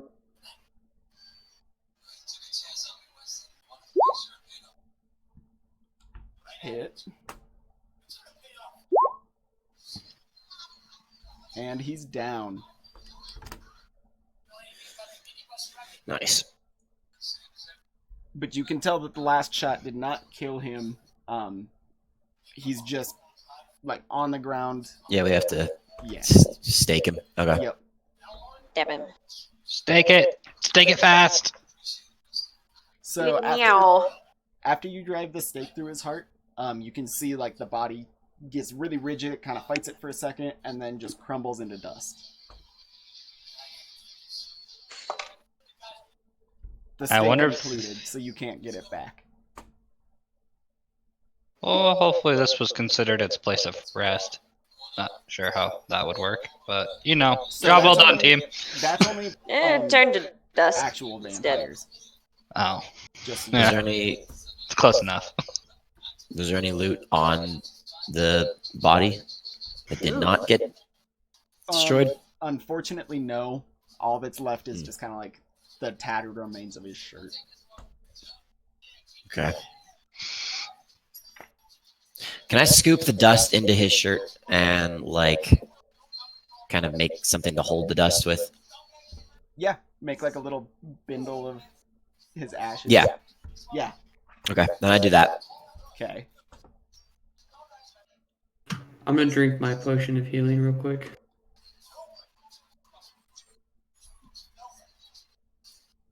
You actually bought one for the 500 gold? I think he No, I one. had one. Oh, okay. I was gonna be like, you're a madman. Yeah, I was gonna say I know there were a wanna- couple that were found in Go. the what's it called? The In the death house. Yeah, the shamble boy. Yep. All right. So there's nothing else in the basement. Once you're done with the fight and take a look around, after Doru crumbled into dust, it's empty. Okay. Well, if he's gone, I guess we should just head out, head back up, Yeah. talk to the Yeah. priest. Did you say you collected a jar of dust? Well, I collected his remains in the shirt bindle thing I made. Are we gonna give those back to the priest so he can? Yes, I'm properly giving it bury back him? so you can properly bury him. I just wanted to make sure. Should we grab ammunition if there is? Does it matter?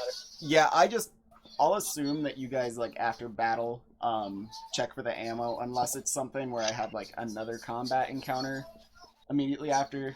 If you guys are leaving combat, you can assume you get all your non-magical ammo back. Unless I specifically tell you. Okay. So as you head up, you can see Donovich in the hallway of the church. And he asks you, is it done?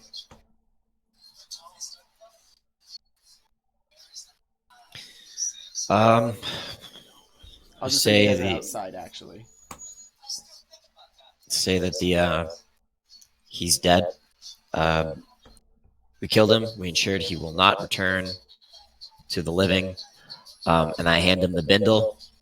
Tell him that he can bury the remains of his son, should he choose to.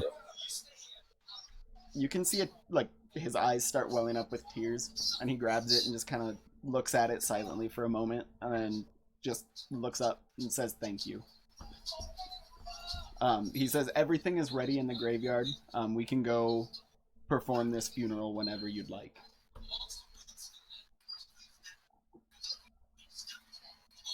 Shall we go now? Very well. Let's go.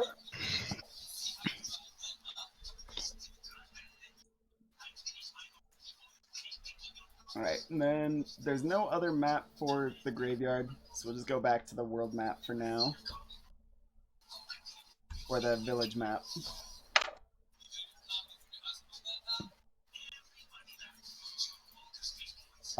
Did it move you guys correctly?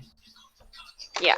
Yeah, we're looking at the world map right now. I know there's been like once it didn't update correctly, so like I just wanted to make sure.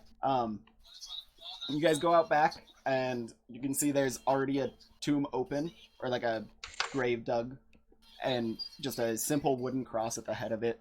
Irina and Ismark stand near the coffin and the grave. Donovich and Ismark drug the coffin over here. The funeral itself is pretty basic. Ismark and Irina both say their words about their father, and then the priest starts throwing dirt in. As you guys start to leave, he calls you back and gives one potion of healing to each of you for your assistance in dealing with his son. Nice. Thank you. He also says, if you guys do come across the holy symbol of Ravenkind, I would be very interested in inspecting it. Good God. I might be able to help you determine the magical properties it might have and how you can use it in your fight against Strahd. Okay. Well, Keep that in mind. If we find it, we'll bring it back.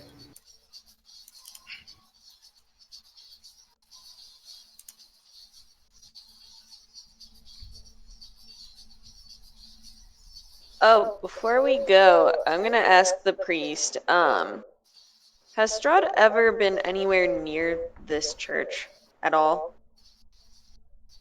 Not that I know of. Maybe before my time, but these marks that you see were done or were caused by Doru when he was trying to come in the night that he came back to this town. And all the damage inside ensued while I was wrestling him into the basement. The graveyard, however, is full of adventurers who oppose Strahd, so I can't imagine he is very fond of this place. Is there any other place in town that has this holy symbol on it? Are you talking about the sunburst? Yeah. He says, I'm sure you'll see that all over Barovia. That's the symbol of the Morning Lord, one of the deities that is commonly worshipped here. Mm.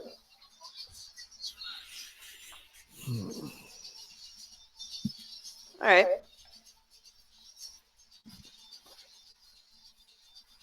Well, I'm done. Right. Did anybody else have any questions they wanted to ask? I don't think so. Yeah, nothing I can think of. Nope. All right. Well, at this point, it would probably be worth another rest at the inn before you guys leave for Valaki. Ismark heads back to his house. Irina kind of says, I'll go home, I'll get my stuff ready, and I'll meet you in the morning. And then she heads off as well, and with intentions of meeting in the town square outside the inn just after the sun comes up to head for Valaki.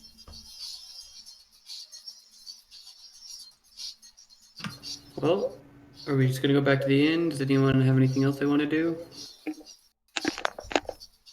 Nope, I'm gonna go back to the inn. Yeah, going back into the inn sounds good to me. Alright, so on your way to the inn, you can see Morgantha, the woman who sold you the dream pies. You can see her at a door across, like she's still got her meat pie cart with her. She's at the door across the street from the inn, and it looks like she's arguing with the man and woman that are at the door. I don't want to listen. I'll hang back in the. Alright, did you say you want to listen, Lexi? Yeah, Kellen would want to listen to. Okay. Same. Are you guys trying to do it without them seeing?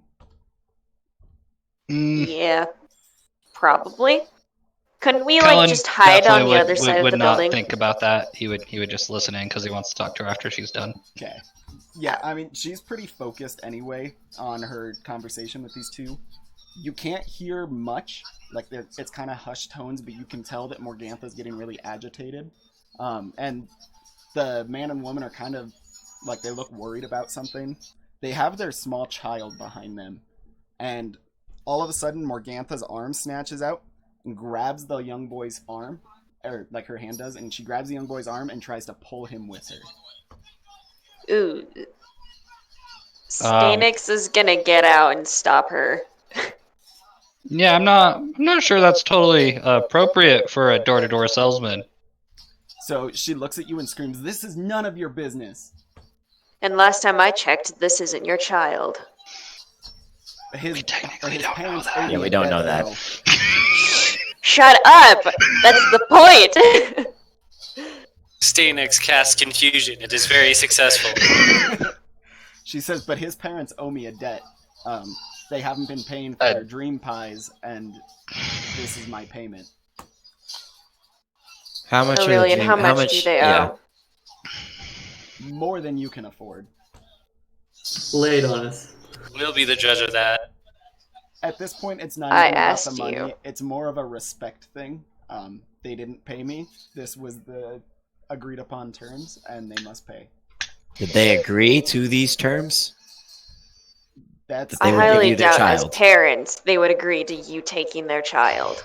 it was implied when they bought the pies.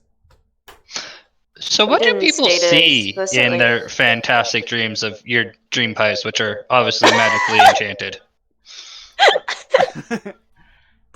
So she's pulling the kid with her. She's kind of moving as she's answering at this point, like she's trying to get away from you guys, and she says, "I Can don't we know what surround Stanix they is gonna see." grab onto the old lady. Stanix is? Yeah. Okay. Well, when you do that, the woman changes. Of course. Yep. Yeah, There it Nice. is. par for the course. Do we have a little thing? Can we Yeah. see just how grotesque she is? Was it a woodland hag? And she That's not turns looking. into Oh. Oh, I was close. She turns into something. Yeah, you were resembling pretty a damn dog. close. Seems about right for her. Yeah, that's You fair. probably stole that other kid too. So she turns Yeah, into poor Gertruda. Morgantha transforms into something resembling the night or that night hag there. Not exactly that, but very similar.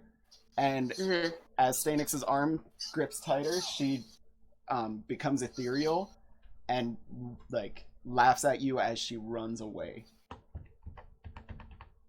But the kid is still there, right? Yeah, she's ethereal. She's not carrying the kid. Yes, she left the kid Yeah. behind. Really, I want to know what they see in the dreams. I'm gonna Immediately walk just the kid blow back up to everywhere. the parents. Mysteries are like a thing. It's kind of killing me. Please. So the parents grab their child and again he like kind of runs behind their legs and they just look at Stanix.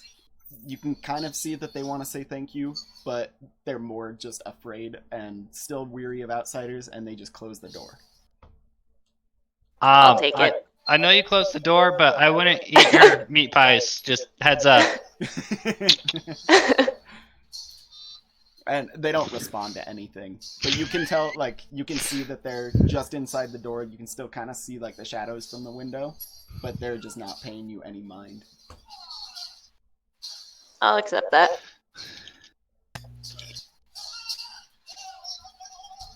So yeah, I guess that's all that encounter was. When you guys go to the inn, nothing's out of the ordinary. The 3 Vistani women, like the owners, are still sitting by the door in their usual spot.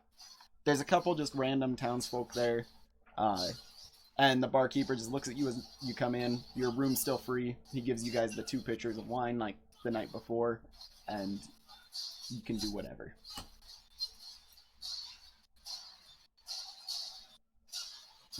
Do you guys think we should send like a messenger to let them know they should probably not let her in the town anymore?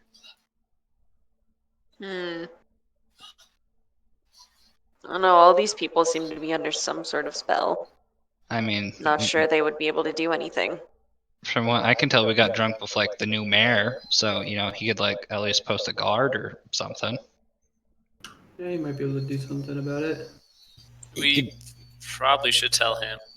He could post a guard, but I'm just worried that, like, similar to, the vampires, they're not allowed in the town, but if they're already able to mesmerize people to let them into their homes, it could be the exact same with her and their pies. She could have been using her pies to more or less drug them over a long state of time to be under her whims. So, It's worth a Brandon, shot. quick question for you. Now that I know that she is some sort of hag and that she is giving people these magic dream pies, can I roll an investigation check to figure out why she would be doing such a thing? Yes, go for it.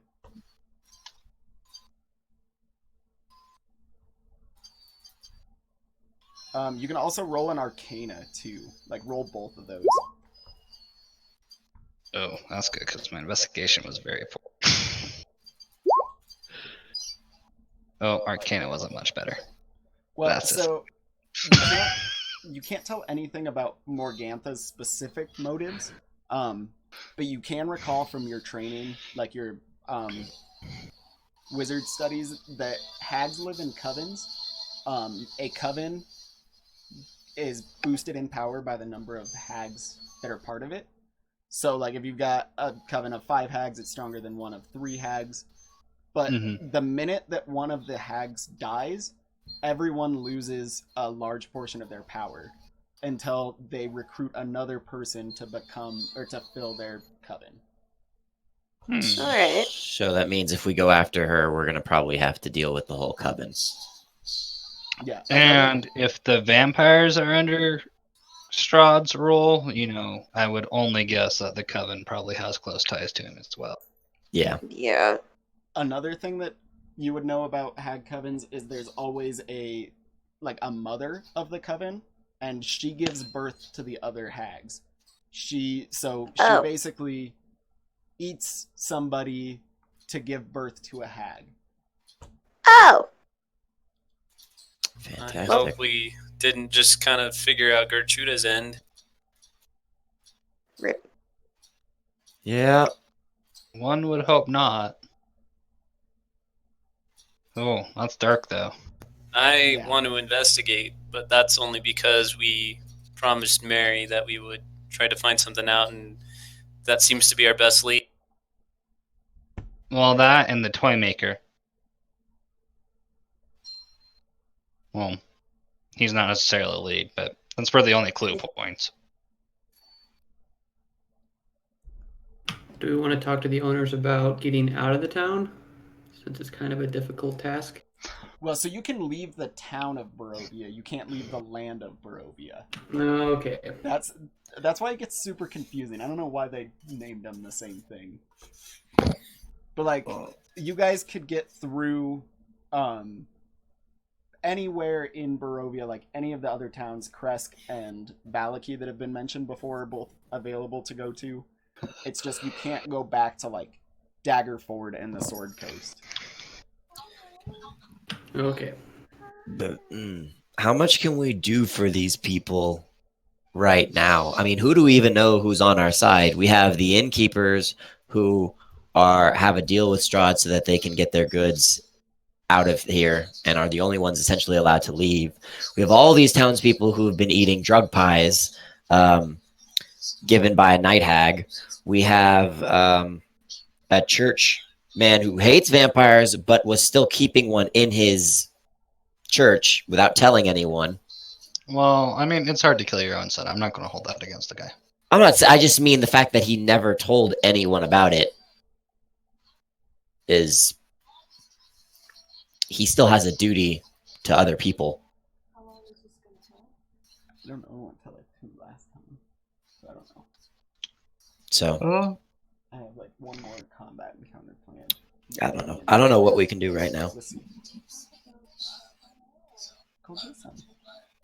I mean, I guess talk to the new burgomaster and explain things and see what his opinion on the matter is. Yeah, and if he's Feels got like- nothing. Yeah, he feels like the only person, I mean, aside from the fact that he has power over this town, that we could reasonably trust. Whereas everyone else is kind of just, every new development makes me think they're suspect of something. I think you just like the guy because you got drunk with him. Yeah, that could be it too. So you guys want to go talk to Ismark? Yeah. Okay. You don't have to worry about moving the map or the token on the map. But if you go to the burgomaster's house, you can see he's there.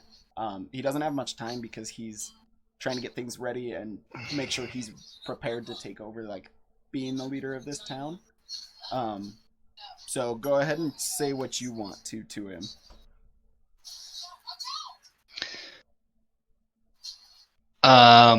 Any people outside from town that are selling dream pies probably belong to a hag coven. By the way, you probably have a hag coven somewhere on your doorstep, so have fun with that, buddy. Wait, dream pies? Are you talking about Morgantha? You mean the hag? Yes. Wait, The one and why only. do you keep calling her a hag? She's just a old saleswoman. We walked in on her having a disagreement with one of her customers wherein they did not pay for their pies, and in return, she tried to take their child. We attempted to intervene, and she promptly turned into a hag, turned ethereal, and ran away. I would have said we walked in on a kidnapping, but that's the gist of the story, yeah. It sounds like the Barovians were at fault there. They didn't pay for their pies. That's the deal that we have with Morgantha. You know she's I'm a gonna hag? walk up to him. Did she ever say explicitly that not paying for these stupid pies someone was taken? Did she tell you that exactly? Well, I didn't make the deal. It's something that's just been a deal of hers with the land of Barovia for as long as anyone can remember. But yes, those are the agreed upon terms that if you don't pay So you're willing pies, to bargain your kids' lives over drugs. Here's well, the thing. You've had these pies. She told us that it was never explicitly said that the children were handed over. Don't let her sell these pies ever again. Okay. I'll take that into consideration, but this town really likes those pies. That would not look great as the first act, or if my first act as master was. I'm gonna rewind a little bit. Do you know what a hag coven is? What? Or what hags in general I are? don't know why you keep calling Morgantha a hag. She lives with her 2 daughters at the old mill. Well, at least we know there's only a coven of 3. Hopefully. Anyways, so the Mogantha, the old lady, Yeah. is wearing a magical illusion. Okay. And she is actually a creature that is known as a hag. Yeah, I've heard of hags before, but I don't think Morgantha's one. We have no proof, and also they've had drug pies. Everyone here has had. I'm saying this to the party, like away from him. Yeah. We probably not going to convince him. But he did say they were in a mill. So okay, I want to go walk back up to him, and I want to ask him. So if we have a problem with Morgantha, you said she's at a mill? Is she at the bone grinder mill? Yes. Okay. Hey, we own that Would place. you mind? We don't actually own that place. Would you? Oh, would we you? have the deed. Where did we find the deed to? Damn it! That was the death house. Now the death. It was to that place, but it was all fake. Like it was old. It was. Well, no, The enchantment was on the it. documents rotted when you left the house. Yeah, everything returned to its like state of decay. We were going. We through, were the like, last known owner with the deed. I think that gives us some legal rights. We don't have we don't have anything to prove anything to anyone. He doesn't know that. But he doesn't know we own it either. Like if we tell him that, he's not going to believe us, especially when we're now calling the moon pies that they all love into question. I don't know. Do a persuasion check. See if Does you anyone have a can- good one? See if we can persuade.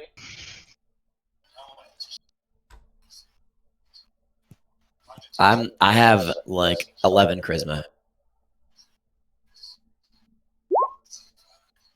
That didn't work. And Does what are not you work. trying to persuade him of? To make her stop selling the pies, right? I Yeah. don't even know. I was just listening to the argument.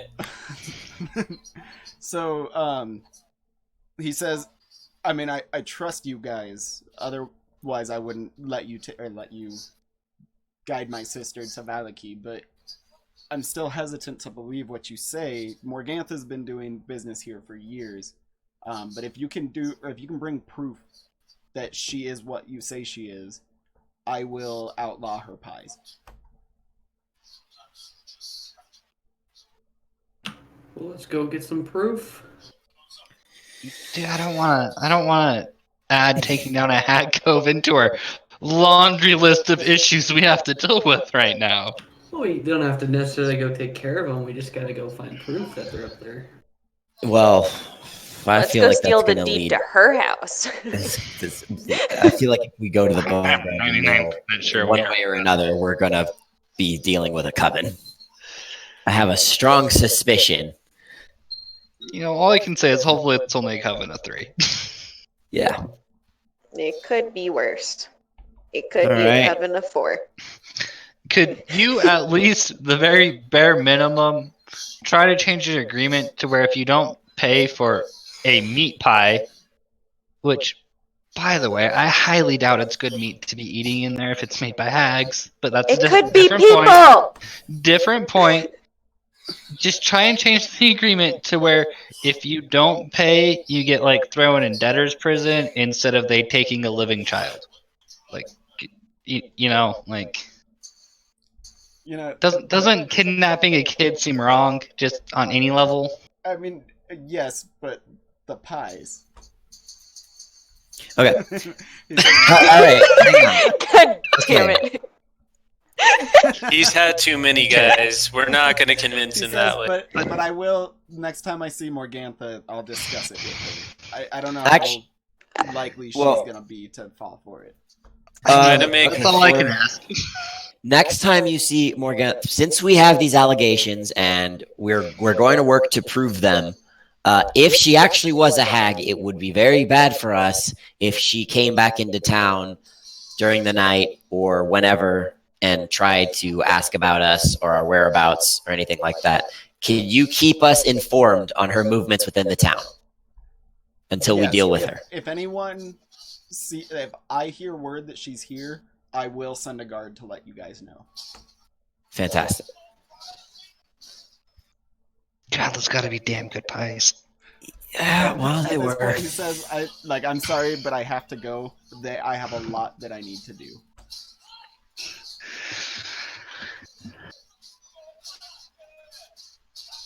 Should have saved that half, bargained with it. So now I gotta ask, would you have another pie? I don't know. It's really good pie. He's got a point.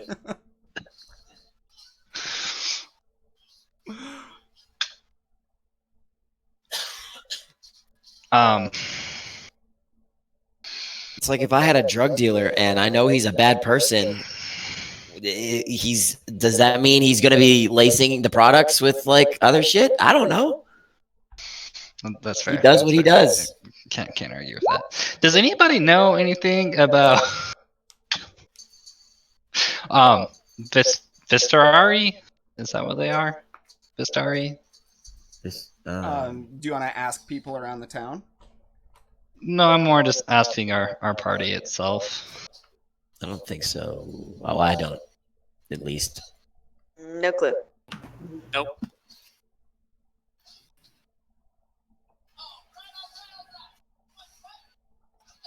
So I think the only things that you guys would have been able to tell from now is like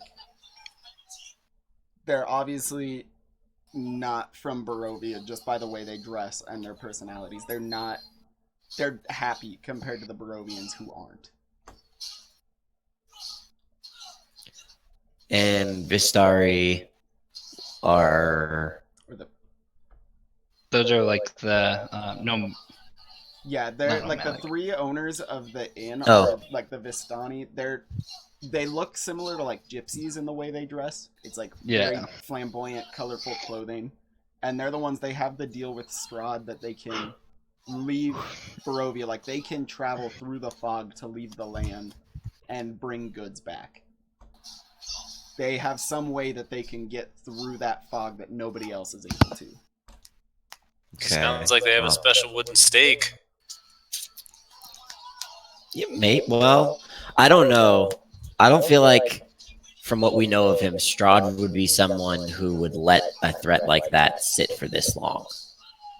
If they actually had a way, like a really strong way to stop him, then he would have used his moon pie cult to drive them out of town or something.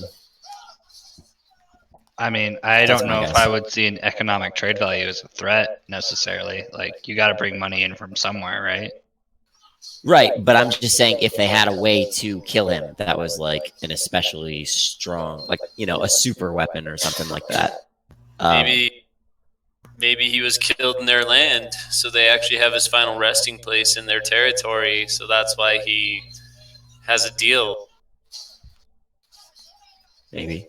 What if they just have a magic compass that always points them to what they want most? All right, Sparrow. Oh, yeah. I mean, it could be Oh, useful we're to navigate pirates now. through crazy fog. Just saying. That's true.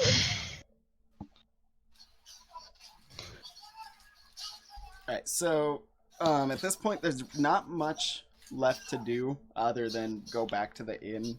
I mean, for like the story's sake. Is that cool with you guys? Yeah, Do you I have need any to more rest like information you wanted to try to gather? I mean, I tried to help the village, and the guy was like too enthralled with his meth pies to really give a shit. So I'm over that. Too many good Scooby snacks. Do we think maybe the father of the church might have any information on hags? Mm, I don't know about they're the not necessarily mercantile. like religious people, so I highly doubt it. And it seems like that their presence isn't super well known in the town. So Fair Seems point. like they don't even really care if she's a hag. They're all about them pies. that's also true because as Yeah. long as they keep to their agreement, nothing really happens to them. They just get their sweet, sweet dream pies. Should have been a pie baker. The secret ingredient is the kid. I There knew you it. go. You wanted a way to lower that dude's prices. You're essentially going to kill off the only distributor of moon pies.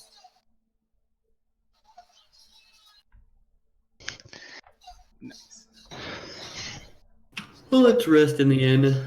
Yeah, I was gonna say, if you guys want to rest, I have like something planned for immediately after. As we're walking by the three Vistari, I'm just going to ask them like roughly where Vistari is and see how they respond to it. So they just say Vistani is. Give me 1 sec to double check. I don't know if it tells me exactly where. I feel like if I just casually ask them a question and I'll eventually get to where I want to go with them. Yeah, someday. They'll just say, Giggity. so Vistani is not a land, it is a people. We don't have a home, but we're not from here. Fascinating. Have a wonderful night. They just kind of look at you as you go by, make sure you're not like taking a drink and not paying for it.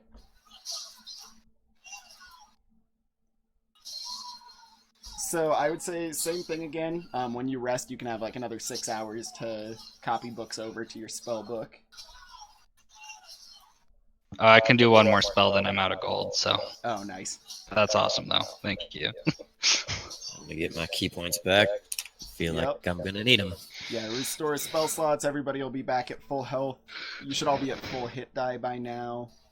I'm gonna go back. I know you like drank that potion after the fight with the vampire, but since you guys are resting, I'll just give it back. Okay. Since they're 500 gold apiece in this town. Yeah. Should have made health potions. That should have been my career. I had it. Alright, and then while you guys are sleeping at the inn, I checked everybody's sheets earlier. Nut has the highest passive perception, so he wakes up in the middle of the night and sees just kind of like a ghostly green glow off in the distance outside of the window. If you get up and look out the window, he can see there's a trail of like ghostly humanoid figures leaving the graveyard behind the church and following the trail west out of town. I'm gonna wake everybody up and point them towards the window. See like what's going on. What are we gonna do? Do we do a perception check? Yeah, everybody roll They probably need a perception. late night snack. Oh god, I just hate this place. Well, this fucking reminds me of that story, the one where it's like the death parade or whatever, and more and more like horrible things keep coming out until eventually, like they see the person watching, and he joins the death parade. Well, I feel like this is something that involves the dead, not the living. So, Kellen is able to see that each of the figures is like unique. They are definitely different people. Like it's not just the same image over and over again. There's some of them have great swords, some have bow and arrows, some have axes, some are dwarves, some are gnomes, some are tieflings. It's just a variety of different adventurers. He can see they follow the trail into the forest, and then way off in the distance towards that mountain that has the castle on it behind the what's it called, the church. He can see the same trail of adventurers leading up the mountain towards the castle. It's that long. Yeah, I would not follow that. It sounds like it's the adventurers who And lost to that's Strahd. Castle Strahd, right? Yeah, reenacting their battle. Yeah. Yeah, that seems like the dead spirits going into Castle Strahd. Definitely ominous, but I don't know if I necessarily want to do anything about it at this moment. I don't really want to go close to Castle Strahd right now. Yeah, that seems like a bad idea.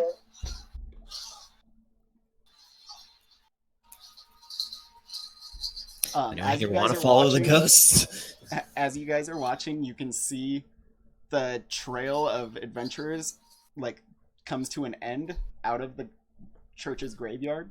So you can watch the tail end of this procession lead up through the forest, and eventually you lose sight of the back end of it.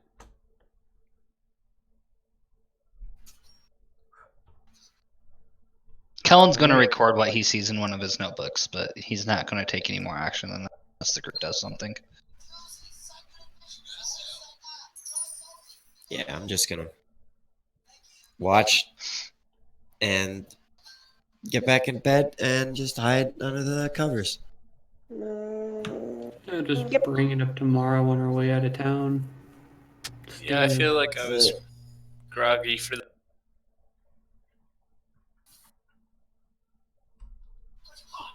Okay, so if you guys go back to sleep, the rest of the night proceeds without any odd things happening.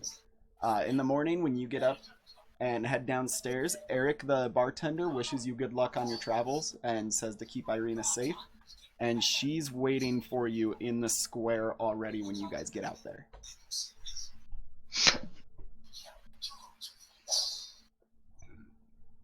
Okay. Are we taking her to the town first, or do we want to check the mill? So that's. I think our top priority should probably be getting her out of the town because Strahd seems to want her for some specific reason. Yeah, I'm gonna switch you guys over to. How far And, away I is mean, it? as far as we know, these hags have been in this area forever. So earlier it was about a half-day walk one direction. Okay, so we're giving him a day to do whatever. Okay. Well, I mean, again, the hags have been operating in the area. Yes, but I I'm would guessing argue hundreds of years. I would argue unchallenged. Well, I mean, I'm not sure how much difference a day will make. I guess they might end up stealing that kid and devouring him and turning him into a hag, but I think the big baddie in this area is Strahd, and if we can keep something he wants away from him, I think that's probably worth our time. Unless Irina wants to go kill a bunch of hags with us. You eat a bunch of meat pies? No meat pies. Yeah, what's her opinion if we bring it up to her? Bring up going to get the hags. No, If she would first, I want to be know if she interested. eats a bunch of meat pies.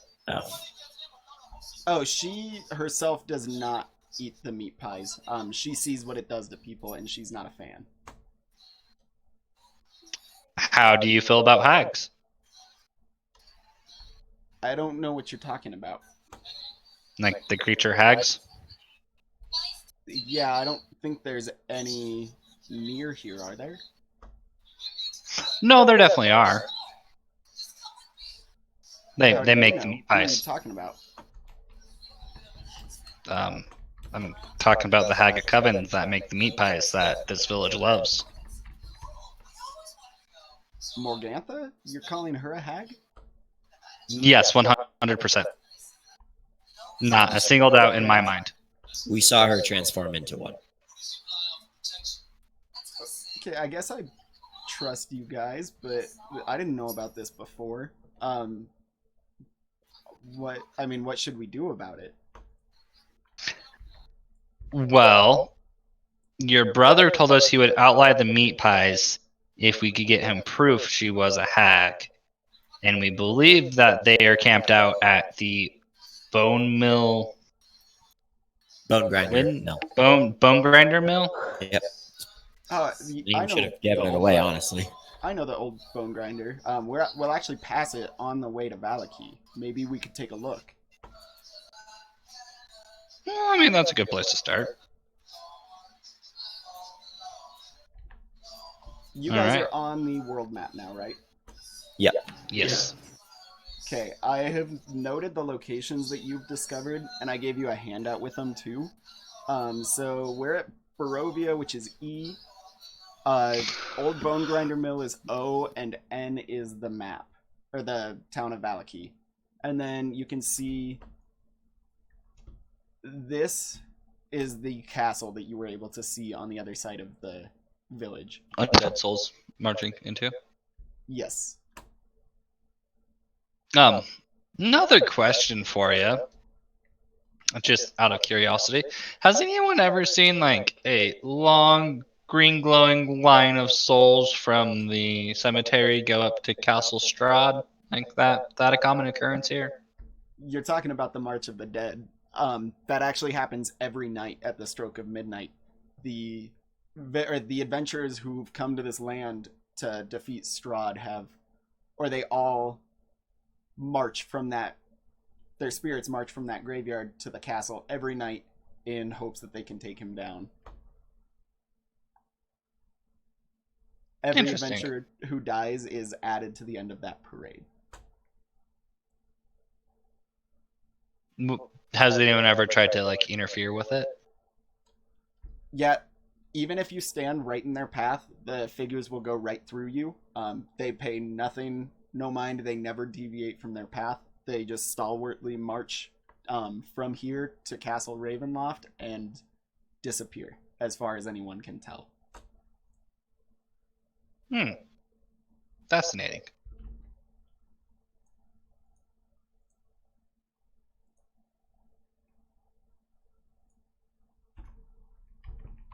Alright, well, that's all I got.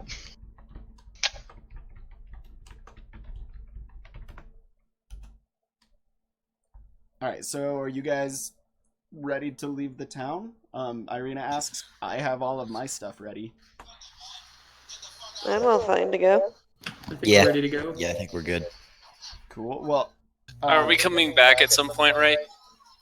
at this point, you guys will have freedom to go literally wherever you want, whenever you want on this world map. So I could like leave my chest in the inn and be fine. Yeah, but I would also say if you want, like, just for the ease of, like... Actually, yeah, we'll leave it at the inn. Never mind.